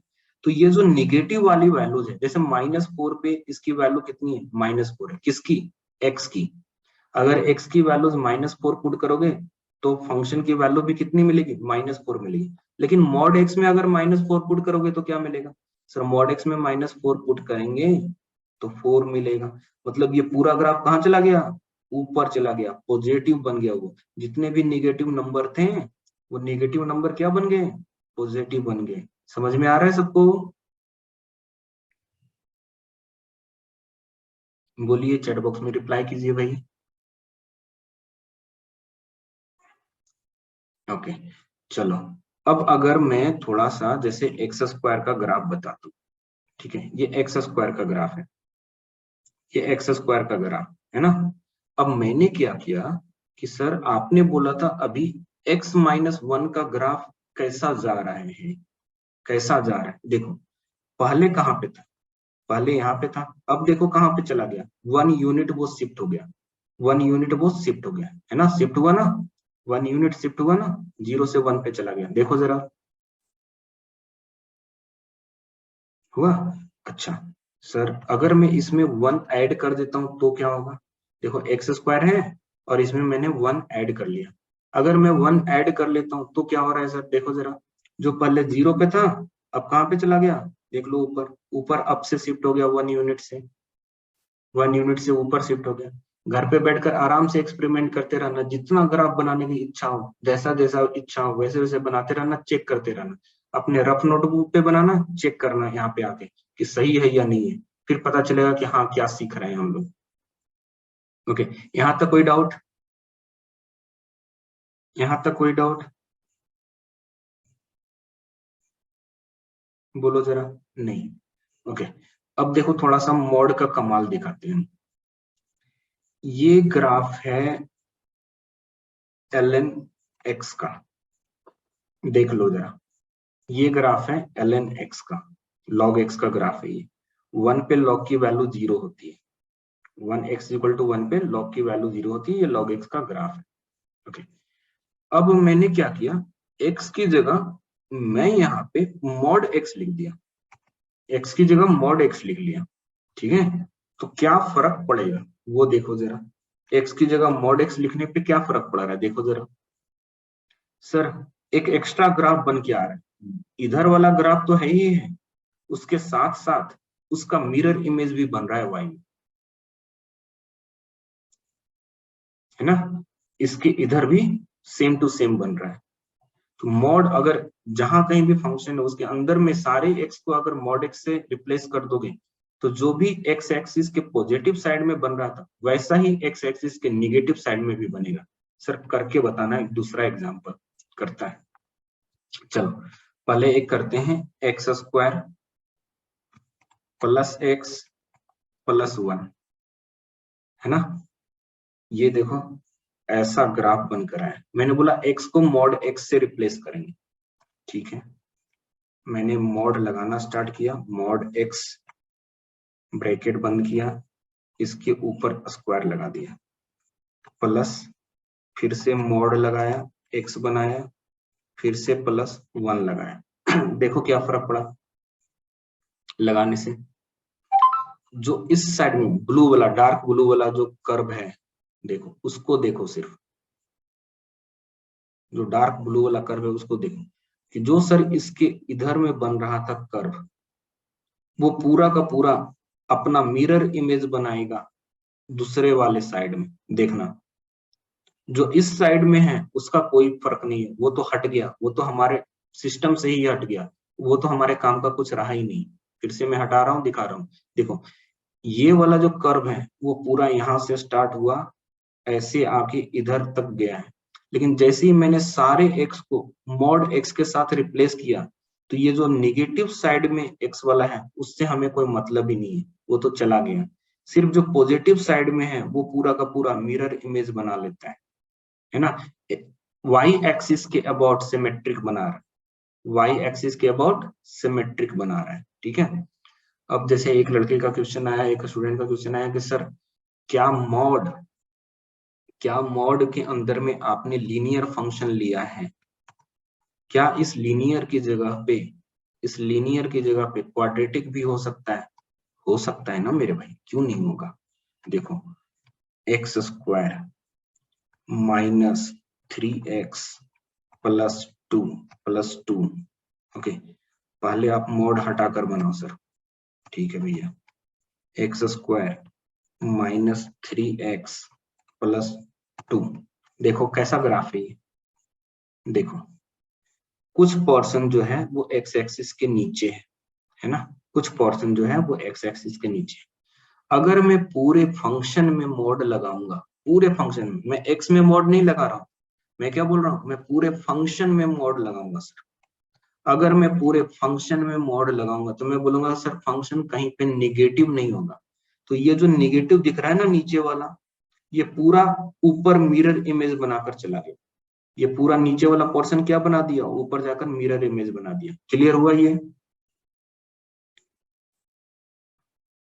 मिरर इमेज बनाना क्लियर हुआ? देखो जरा, यस। तो ये मिरर इमेज वाली स्टोरी हुई, ग्राफ वाली स्टोरी हुई। अभी भी बहुत कुछ बेसिक बचा हुआ है, इतना ही बेसिक नहीं, अभी बहुत बेसिक बचा हुआ है। तो अभी 1-2 क्लास में बेसिक और पढ़ाऊंगा, ठीक है। यहाँ पर 9:56 हो रहा है, मैं अभी रोक रहा हूँ लेक्चर को, क्योंकि नेक्स्ट टॉपिक स्टार्ट करने का कोई मतलब नहीं बनता है अभी। ग्राफ वाले तक हम लोग फोकस किए हैं, ग्राफ वाले तक ही हम लोग छोड़ते हैं, ठीक।